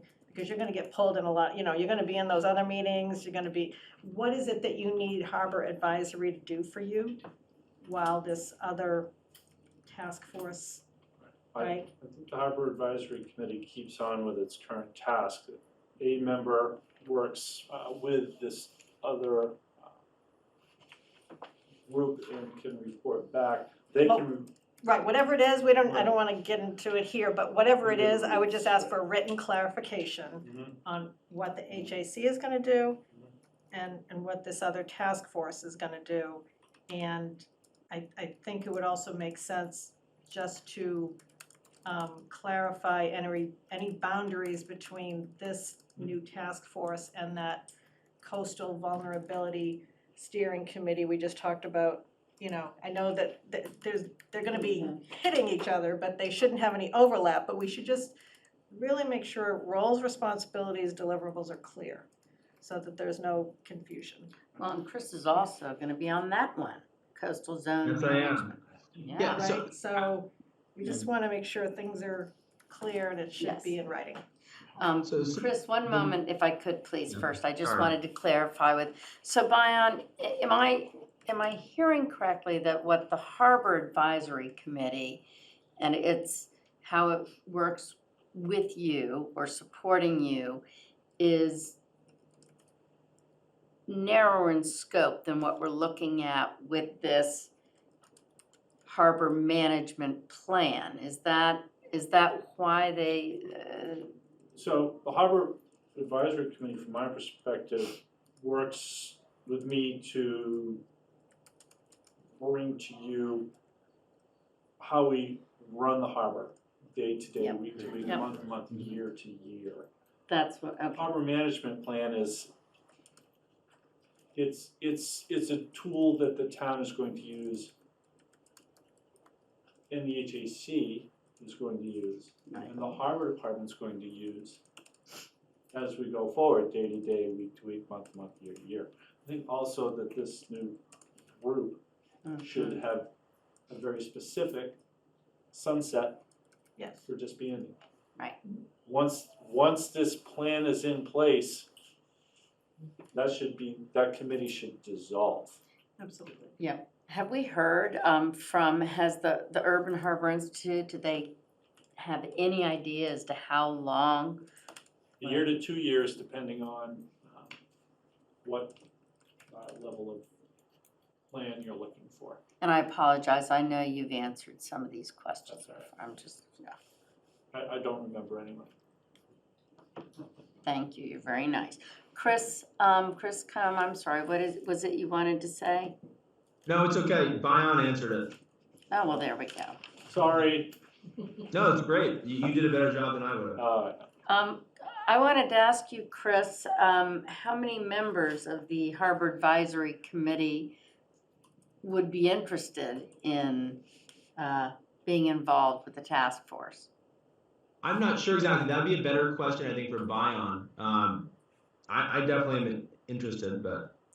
So I think Chris would be a great candidate. Phil Leahy would be a great candidate. Steve Mayo would be a great candidate. Skip Crock would be a great candidate. You would put the chair's got his committee that he's dealing with.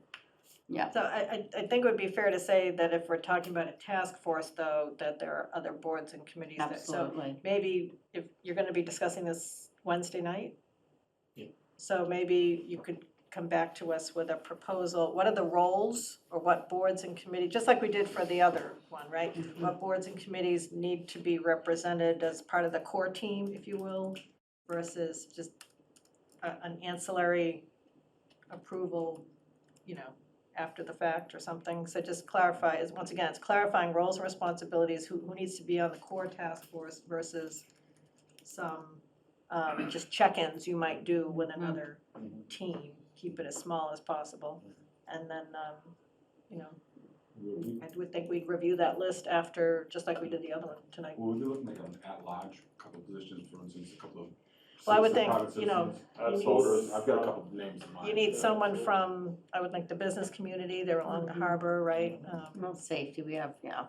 So All just right, think well- about who that is and come back to us with a proposal, I would suggest. Do you want to give me a number of approximately how many? I think rather than a number, I'd be interested in hearing who you would think would be critical players. So I would give a list of the different committees. I certainly will with the HAC, but I think I should be making those decisions. No, but you could make the Proposal. recommendations based on the fact of who you know to be, I mean, you have a much better sense of the uses of the harbor. And again, looking perhaps at another community, getting some examples. Yeah. Is that something that you might be able to, or the Yeah, Urban Institute might be able to help you with that? Oh, they certainly can. They've got a list a mile long. Yeah. I will cautionary tale, there is a nearby community that went through this process with the Urban Harbor Institute, and the community throttled what they wanted the group to put into the document. Why? Don't know. But it was extremely problematic, and my contact at the Institute said it really diminished the product for the community. Yeah. What sorts of things did they want not to be considered? good question. I didn't ask because I don't wanna have anything that might slip out of my mouth that somebody might grab onto. But when it, you know, you could have somebody who says, well, let's not talk about eelgrass. Well, that's a resource for this community. And it's gonna have bearing, potentially going forward with what an Army Corps general permit decision is made, which is federal level. We will have very little input on that. But to not have that be in this document so that we can be prepared for an eventuality would be a grave mistake. So I think it was worth things along those lines. I don't see that being a problem here. Yeah. So I just don't, let's take full advantage and get the toolbox full. Let's fill the toolbox. I agree. John Round, did you want to say something?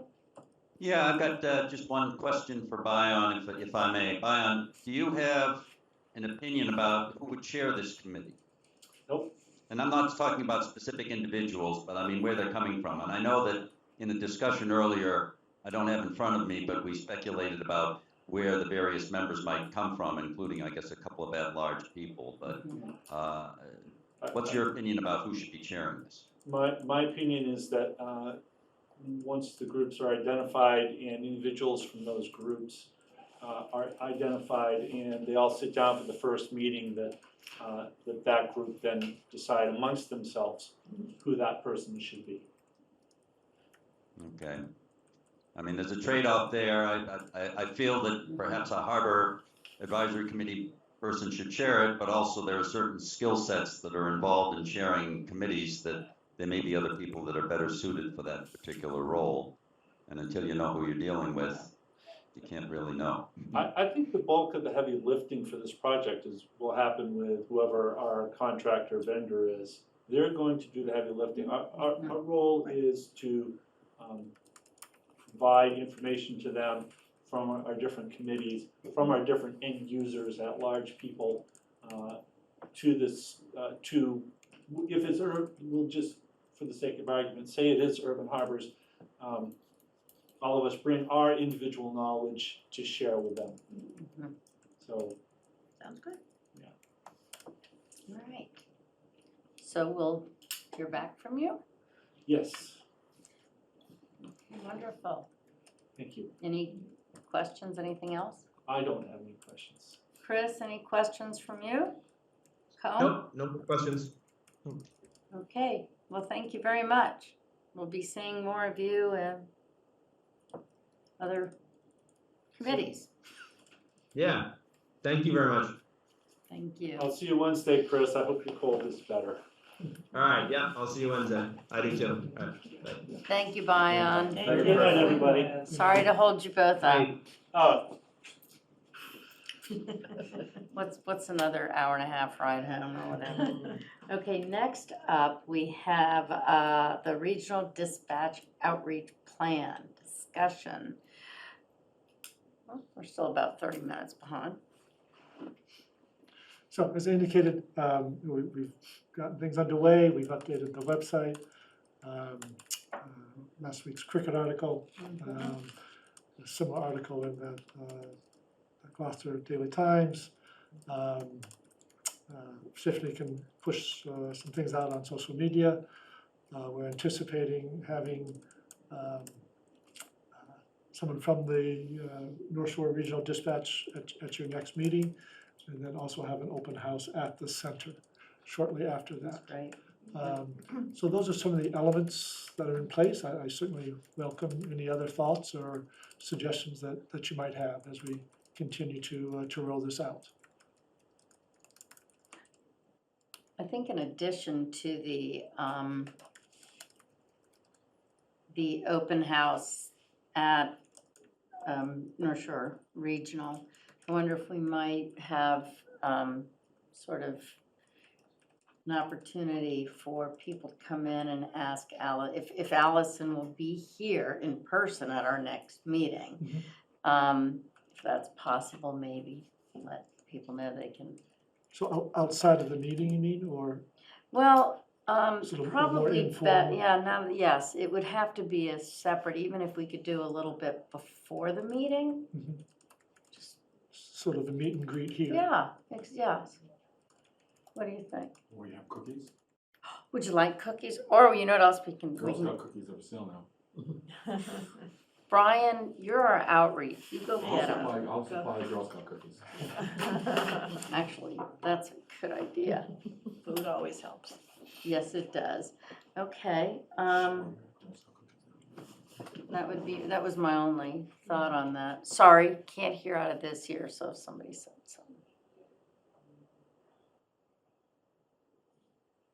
All right, are we good on that So one? I have a question, Becky. Oh, sorry, John. Yes, when is the reception area for the police station supposed to be updated with all of the various equipment for video, audio, et cetera? Yeah, I'll have to get an update, John, on equipment delivery. I know that they were hoping that that was happening in March. I'll have to double check to see if things are on target for that. Yeah, 'cause I was looking at the, Yeah. So, but in any case, we continue to staff the lobby as it has been right through the end of June. Right, well, the reason I ask it, I'm just wondering if there might be, I don't know, it's not much of a tour per se, but people should have an opportunity to see what the equipment is there for those hours from midnight to 8 AM when they will not be staffing. Oh, I see, yeah. that's a good idea. Let me get a better sense of that timeline and Sure. see what we can do. Because I think we online ought it to does say, fit in something along those lines as well. I'm looking at what we have for the timeline on the website. And, No, I'm just confused. I'm not confused anymore. I wish you could share some of that. Okay. She's beyond confused now. All right. Any other comments on, Actually, let me share my confusion with you. At what point does the station go dark on the midnight shift? So the earliest that would happen would be July 1. Okay. And that may not actually happen. Depending on what we make. Depending on some decisions you make on staffing, correct. So perhaps the urgency of seeing what will happen when the station is dark might be less urgent than something that we have to do as soon as the equipment is present. Right, I think we have a little time on that, yes. It's a good thing to revisit after we make the staffing decisions. Yeah. Yes. okay. So the timeline now says that I'm sorry, Online, it says, go live, lobby cameras and intercoms installed March 2023. And we think that might be pushed out? No, as far as I know, they're still on track. Okay. It was just, I want to confirm that equipment they've gotten confirmation of shipment. it does say that now that calls will be answered by, okay. Yes, The regional center will start answering calls starting March 1. yeah, that change was made like second week of January. Tiffany had updated that timeline, Yeah. January 23rd or something like that. For the website, I don't know if anyone saw the Gloucester Times relative to the fire in Essex. Okay, the last one or two paragraphs had glowing reports for the regional dispatch. So, I don't know if that's just a blur, that's something that might be able to add to the. I think that's an excellent idea. Very good. And congratulate our firefighters for their participation.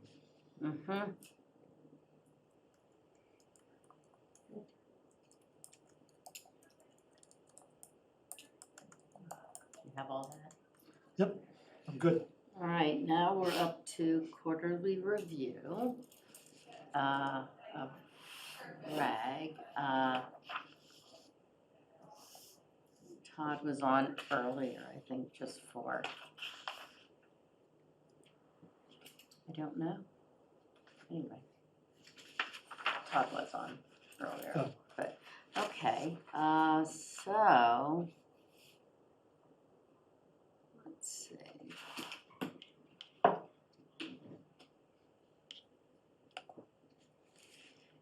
You sent us some information.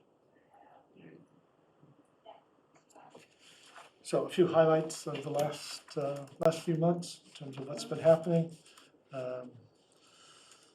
Obviously, always plenty to do. Always plenty to do. I can run through that if that's helpful, or if you have questions, maybe that's the more efficient way to proceed. It's up to you how you'd like to.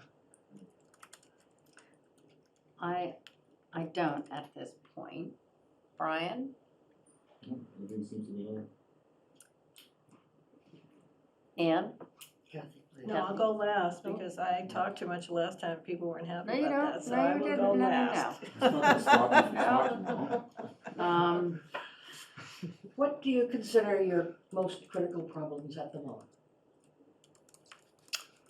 I think I'm most anxious of coming to a decision on the public safety staffing, and then also in finalizing the budget. We're getting close to deadline. 1st of March is when we need to finish that. So I'm probably most anxious about that. And along with that is the union negotiation. So those probably will not be completed, certainly by early March. We won't be done in the next couple of weeks. So there's going to be some guessing about what's going to be needed. And that's always challenging. We can always do a supplement at the fall town meeting. That might be a route to take. This time around, it's not my preferred route, but. But building in some surplus undercuts your negotiation. Correct, correct. Exactly. What are your staffing concerns?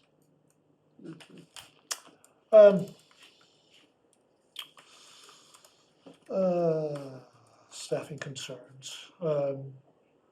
So we are starting to, some baby steps in terms of succession planning. We have a number of retirements in the next 4 years. And we are we're pretty thin in terms of the bench. We don't have we have a lot of departments of a couple people only.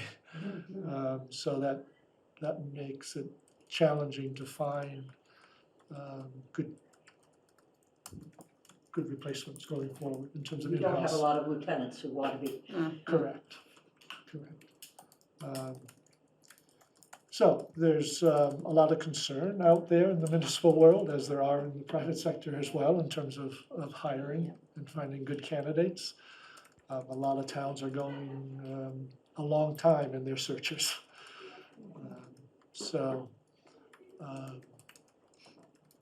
The January jobs report was a surprise, I think, to a lot of people, and a little bit of a recession would ease up the the recruiting crunch a bit. Not that I'm advocating for a recession, but there's just a concern about the candidate pool that's out there. We're seeing that as we tried to hire some additional firefighter EMTs. We've gotten lucky, I think, on the police side. We do have some good candidates that we've been able to line up if we're able to go that route. But a lot of communities are struggling filling those slots. Overall, I think we're pretty stable and doing well for most across the board in terms of staff and good performance. There's always a few glitches here and there, but overall, I feel very fortunate in the staff we have. How long do we expect to have an interim town planner? So, Betsy's amenable to staying on for longer than her original 6 months, if that's the way we want to proceed, in terms of keeping a part-time planner. So as long as it's part-time, she's very happy to stay on. She's capped at her hours Yes. because she's a retiree. So, like I say, I just had a very brief conversation with her right before the meeting, saying that I'd love to sit down and just see how things are going. And she said she's happy to stay on as things, if she can keep at the current hours. So she's 23 hours a week. So that model, What's your feeling, we had, I think, before Sue Brown, we had a part-time planner, town planner. Sue started as our first planner, Yeah, we've not had. part-time. She started part-time, Yeah, and then her hours went to 3/4 time, okay. plus the hours she had available for the Housing Trust. So is the Housing Trust now going to be short of help? So they are, yes. What kind of help do they need? Do they need planner or organizer? Well, that's a good question for them. It depends on the project before them. So Sue, previous planners certainly helped put the housing production plan together, which is a combination effort of the planning board and the Affordable Housing Trust. So that was definitely more of a planner role. And she certainly was helping move things along with the RFP process and working, getting the trust and the housing authority working together, which is, again, a fairly typical role for a planner to play. As they move into, if they were able to advance with a developer through a RFQ process, then that really moves into a different kind of set of skills, really. So, again, we're speculating where that's going to go. So there are some question marks. Basically, that is my question. Thank you. John? Yeah, thank you, Becky. Just a couple of comments and a question for Greg along those same lines. Right now, our town planner is half-time. We were working 3/4 time. As you look out over the coming months, is that half-time planner, the amount of time that is provided by the half-time planner, enough given what you see for demand from that position going forward? Well, so I think there will be some shortcomings in terms of her hours and what's on the list of things to get done. So in the past, the planner has provided staff support to the Open Space and Recreation Committee, provided support to the Affordable Housing Trust. I see those kind of support levels falling off if we stick to half-time. Were those project-driven demands, or are they pretty much regularly scheduled demands? Well, I would say there's always some level of demand there. It does ebb and flow depending on the specific project. But in general, I feel that volunteer boards are more successful when they have strong staff support. I think that's a good model. I think an all-volunteer board without staff support struggles to dot the i's and keep the momentum going. So, I think if we scale back the hours of the planner, I think some of that committee and board support will suffer a bit. Now, is it catastrophic? No.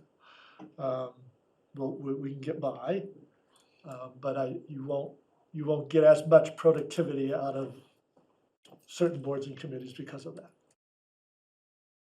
Okay. And I don't know with Betsy and being half-time, and I don't know all of the, details that the town planner is involved in, but certainly the 40A has to be taking up the bulk of her time. Yeah, I would say the MBTA zoning effort, continued work on zoning amendments, and working on the permitting process and the adjudicatory role that the planning board fulfills. Those three primary areas take up pretty much all her time. They will take up all of her time, pretty much. Mm-hmm. That's a pretty full plate right there. Okay. All right. Well, I hear that we're getting along with what we've got at halftime right now, but I hear that you're concerned that longer term that other groups perhaps may suffer from a lack of time. They can get out of the planning board, the planning town planner position. Is that a fair assessment? Yeah, I think that's a fair statement. Okay, so it's on your to-do list, not at the top, but it's on your list. So, and it is part of the discussion. So the finance committee certainly had a discussion about this at last week's meeting. And I'm working on a couple of scenarios, three scenarios to present to you and to them. Not this week, but the following week. All right. Well, I don't want to turn it into a planning board or a town planner discussion, but just in general, I appreciated the summary that you provided to all of us. Your tasks are many and varied, and you kept on top of all of them. So I think we're in good hands. Thank you. And since Kathy wants to go last, I'll go next. I'm sorry, did you? No, I was just Okay. commenting on that. In terms of management and delegation, how's the delegation coming along? How's the delegation coming along? How do I answer that? Delegating, I know. I guess it's one of the areas that I think is going okay, but there's always room for improvement.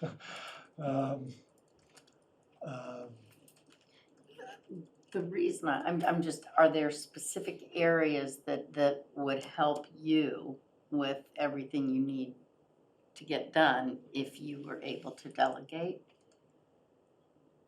more? I mean, so the short answer is yes. The devil's in the details, right? So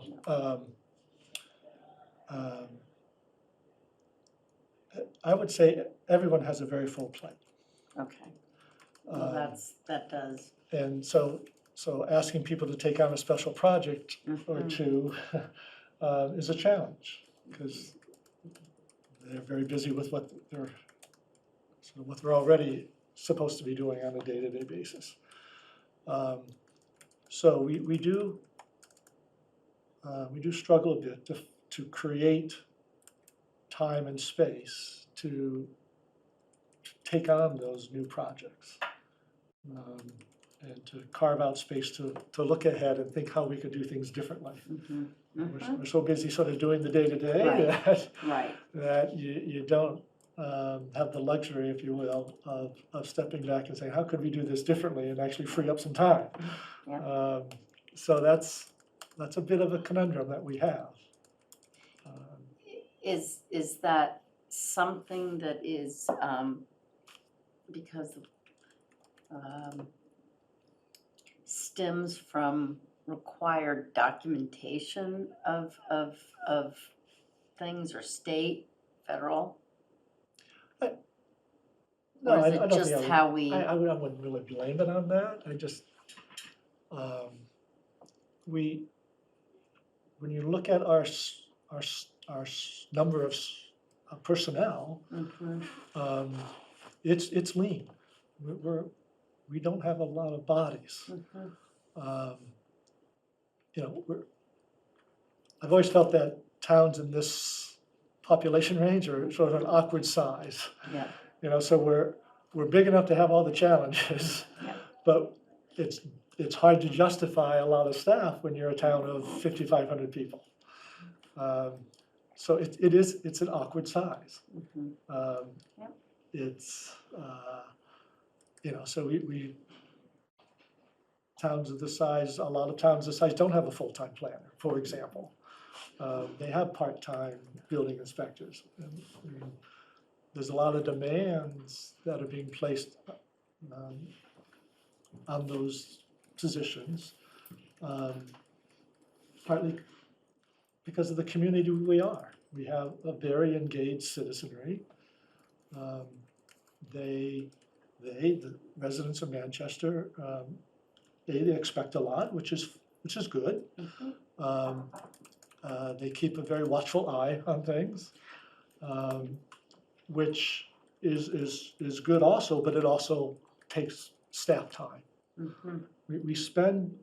Staff spend a lot of time responding to people's inquiries. Right. I think an advantage of a small town is that you have access to your local staff and your local officials, and that's a good thing, but it does take time. Well, that comes back to expectations. Yeah, it does. And you know, and that's, yeah. And can we be smarter about providing that information, you know? So we're trying to. If we have time to step back. Right, so we try to make sure we're getting more information on the website, so it's more self-service. Yeah. But, you know, again, there's a lot of emails, a lot of phone calls. And that takes time away from doing the other work. Absolutely. So it's not that it's less important, but it's just hard to squeeze it all in. I think it's harder. Are you able to still, I know that you've been wanting to do the meeting one-on-one with staff. Yeah, so we continue to do that. So I do that quarterly with all department heads. So yes, it continues. And that I think is productive. Excellent. Well, thank you. And I say often, we're very fortunate to have you. So I appreciate you saying that. Well, no, But I welcome ideas for making it better. Yep. Because I know that there's always new ways. So Absolutely. I appreciate it when you, as individuals, come in and chat about things you see or questions you have or an idea that you want to pursue. So I think that's very helpful. I do appreciate that. All right, Kathy Bellata, tee 'em up. All right, well, performance review, I have feedback. First of all, I just want to start by saying, you know, I had given you feedback the last quarter, a very specific request about improving the action item follow-up, so I really appreciate the fact that that has been implemented. You listened and you made changes, and really, it's very much appreciated. We are doing better in that Yes. area, you know? Again, the dispatch, I think, is going very well. A lot of curveballs in the past 3 months were thrown at you. You continue to ask good questions and had good instincts on how to pivot. And, you know, we'll get that over the goal line March 1st. But certainly, things are very different than what we had planned, and you adapted very well. So really appreciate that. So this is my first budget cycle, and going through and listening, I've been trying to attend as many meetings as I can. I've seen you offer very pragmatic solutions to some of our budget and staffing challenges. So especially in the staffing area, I can see you getting really creative about how to, you know, combine positions or whatever. I think that's all good. I do think that we are not, however, communicating and demonstrating evidence on the savings that your team has achieved, you know, and I want to see some of that on Thursday, right? Yeah. Right? Yeah. So I know I'm going to see it on Thursday when it comes to public safety, but, you know, that whole effort that Andrea did on the Danvers IT Collaborative, that's gotta be saving us some money somewhere, right? Is that saving, some of the other shared services or other improvements that you're making, we're not talking about the savings. And so when you only talk about spending, the residents think that's all we do. And your team does a lot more that they're not getting credit for. So I'd really like us, when I look at the financial report that we're gonna take to town meeting, I'd like to see some charts in there on the savings. And if you need me to bring some examples, I'm happy to do it. But your team is working very hard and we're not getting credit for that. And so the town just thinks we're spending, and their taxes are going up, and that's not the story. That's not the narrative, right? So I would really encourage us to think differently about how we communicate our financials. I'm glad Becky brought up the delegation. I think that's key to making time. You're never gonna have the time. But we need to make time for what's important. And it's tough to let the urgent stuff not get in the way. But if part of that is, you just mentioned all the time spent answering emails and phone calls. Well, I hope to see an article in the Cricket letting the residents know, just by the way, we spend, out of a 40-hour week, we spend 10 hours a week answering your communications. People don't know what's happening unless we tell them. So my message is really, all the work that you're doing, nothing counts unless people know that it's being done. So whatever we can do to change the communication approach here, that might be one of the first things you want to consider delegating. Can Chuck write an article in the Cricket? Can somebody else do that communicating with you and make it part of your team's DNA? Because I do think there's a lot of good stuff going on that nobody knows about, and that's a shame. So thank you for listening to the feedback from the last time, and you're doing wonderful work, and if there's anything that we need to do differently, again, please, I think we're gonna talk about some of that stuff coming up, so that's great, but that's what we need to hear as well. He wants us to come in and sit down. Yep. Touch base. Yep. It's one. Okay, good, thank you. Okay. I think did you get enough feedback? Yes, no, that's all for the good. I appreciate it. Thank you.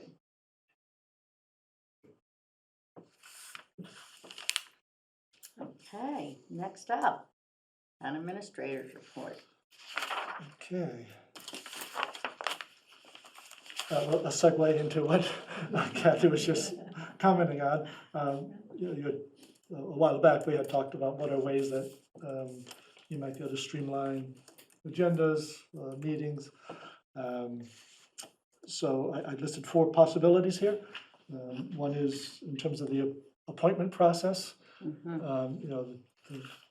The practice has been to, bring in all the potential candidates and for you to interview them during your meetings.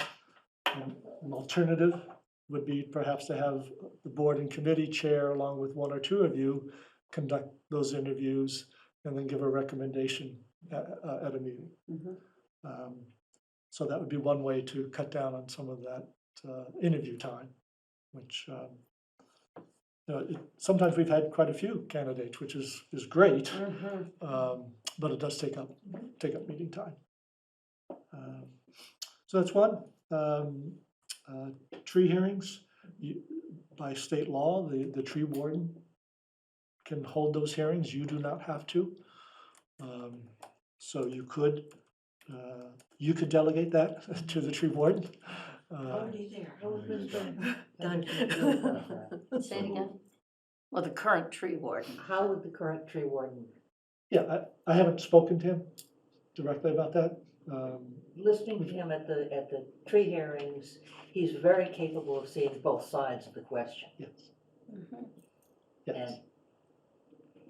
And would he be comfortable being the person who made the final decision? Judge and juror. Right. The executioner. Need to have that conversation. Well, and this is with this current tree warden, so I think, but that's a very good point. And is he getting a stipend now? Is he- Yes. Okay, so we've gone back to that. Good, I thought so. Yes, so I didn't know if you were interested in delegating it or not, so that's question number one. Yes. Question number two Is there a place to delegate? Is there a place to delegate? When can we do it? Yeah. I would love to have the National Grid hearings go to, I think DPW is so much better equipped. Is there So you still more need, reason we need to so do that? state law says you still have to grant those We could have approvals. Consent agenda, though, couldn't we? You Yeah. could do them as a consent Okay. agenda. Well, that's, yeah. That's exactly right. So if they were pre-reviewed Yep. and sort of teed up by That's DPW, done, okay. Yep, I like it. then more Mhm. typically you could, though they have to be an official hearing, all right? Yeah. So I don't think they could be consent. You'd still have to open up the hearing, but you could just take the advice of the DPW right up front. Any questions, no, approve. So the introduction will be done here, she'll do whatever she does, and then we say, go with God and you're done. Okay, that sounds good to me. You missed it, Paul. What happened to Forster Road? Nothing, no change. Who's the person who brought it up? No, we're in public meeting, but feel free to come in and join. No, I'm good. I'm sure. I'll text you later. Good night, thank you.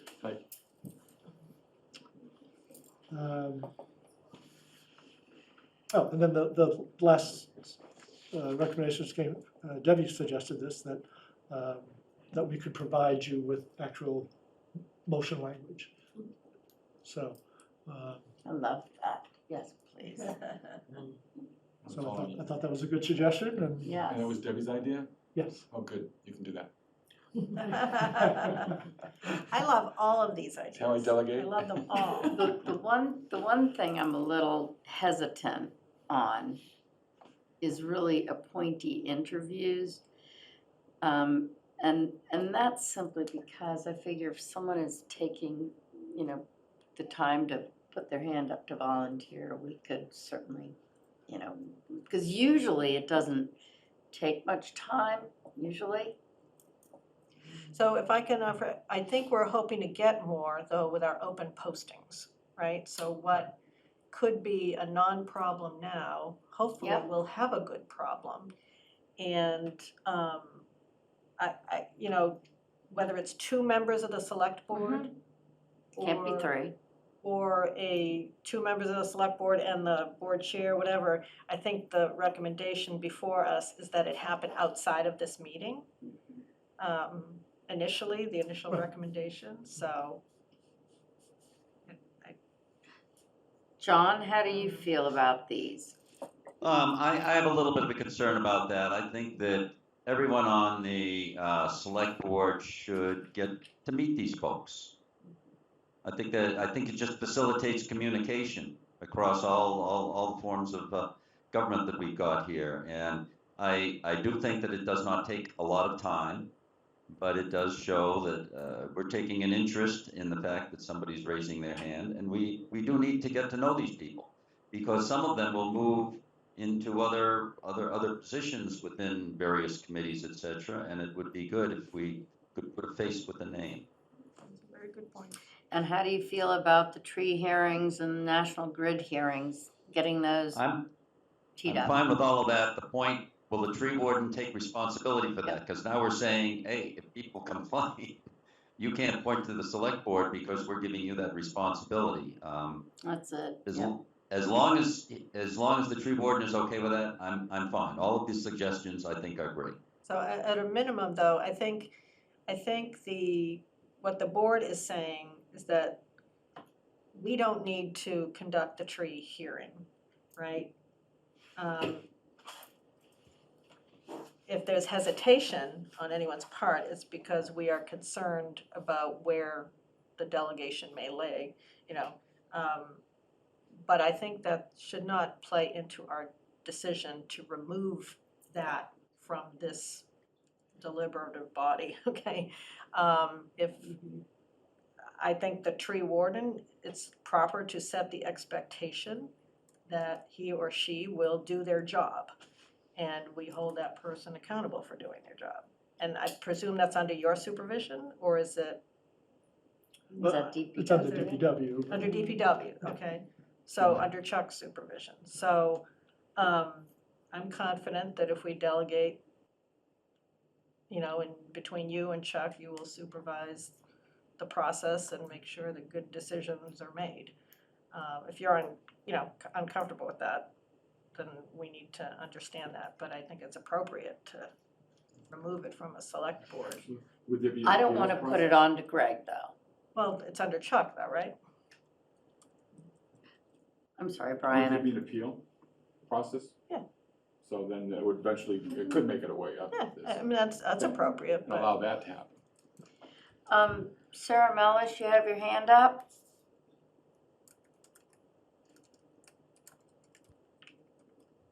Sarah? Okay, never mind. All right, Can you hear me? I can hear you now. Oh, sorry. Challenged by technology. I wish to speak with respect to board vacancies. I expect 4 members of the ZBA will resign within the next year. And that is due to the extra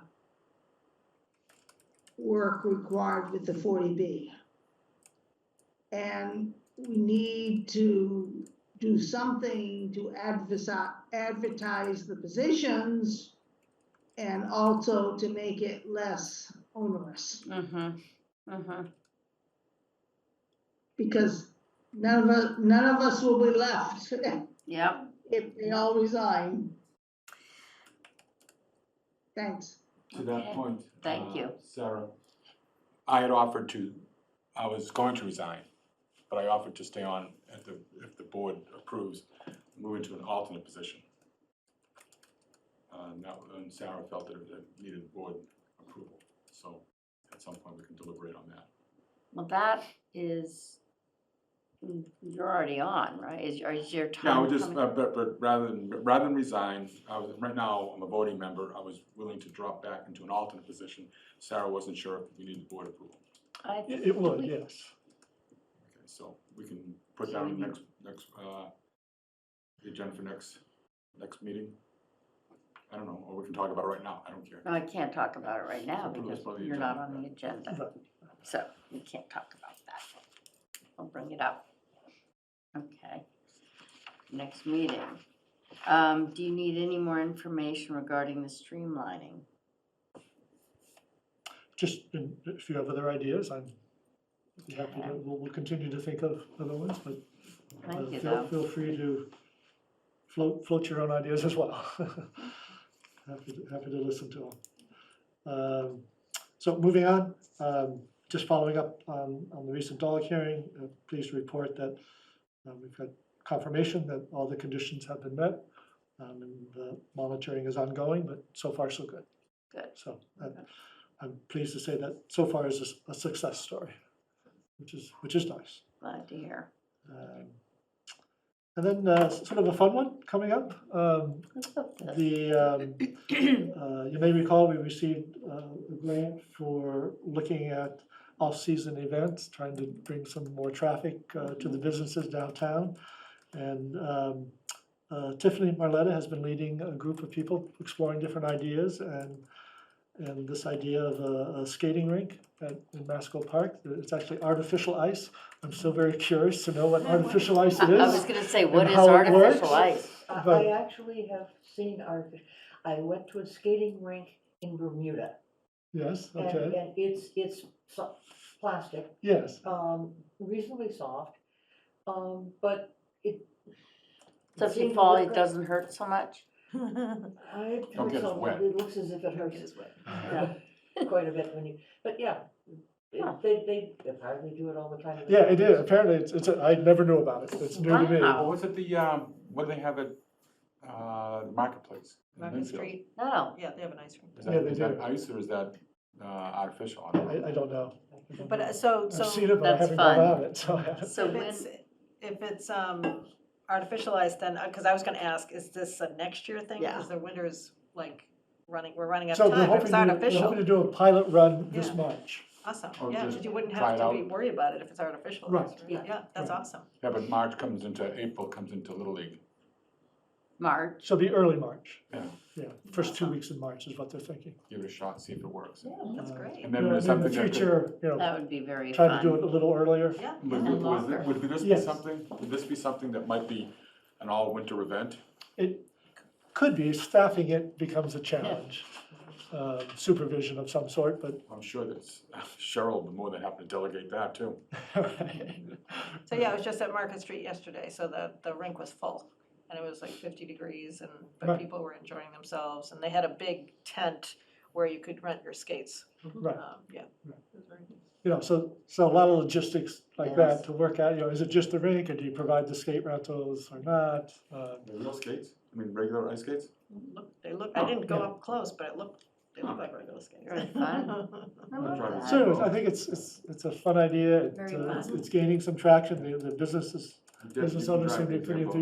enthusiastic. They're thinking of ways they can do some specials, special promotions around it. Skating by the sea. Here we Skating by the go. Speed skating. Literally by the sea. It's a great Yep. location. Yep. It is, excellent idea. So stay tuned. We'll have more information as that unfolds. Fun. But I wanted to give you a heads up on that. And lastly, just looking at the upcoming meetings in the next little bit, a busy time. The school committee budget hearing is tomorrow night. You have the joint FinCom meeting on Thursday. I will be zooming in on that one. And then planning board meeting on the 13th. CST will be coming in for a very detailed presentation. And also they'll be talking about the MBTA zoning effort as well. And then your next regular meeting will be the Tuesday, the 21st, the day after the President's Day holiday. And I'm hoping to be in person for the planning board meeting. So, okay. So that's what I have. Wonderful. Anything else? Hearing nothing, may I have a motion to adjourn, please? So moved. Second. Okay, moved by Kathy Blah, seconded Brian Solacey, roll call vote. John Round, Yes, yes. have fun. It's, I'm having a delayed cocktail hour here. Sorry. That's okay. It was a great The ski alcohol's day. not good. It was a great ski day. Yeah, that's good. Excellent, glad to hear it. Brian, Yes. Kathy, Yes. Figure what And- we're doing. Yes. Becky, yes, Debbie, thank you, everybody, good night.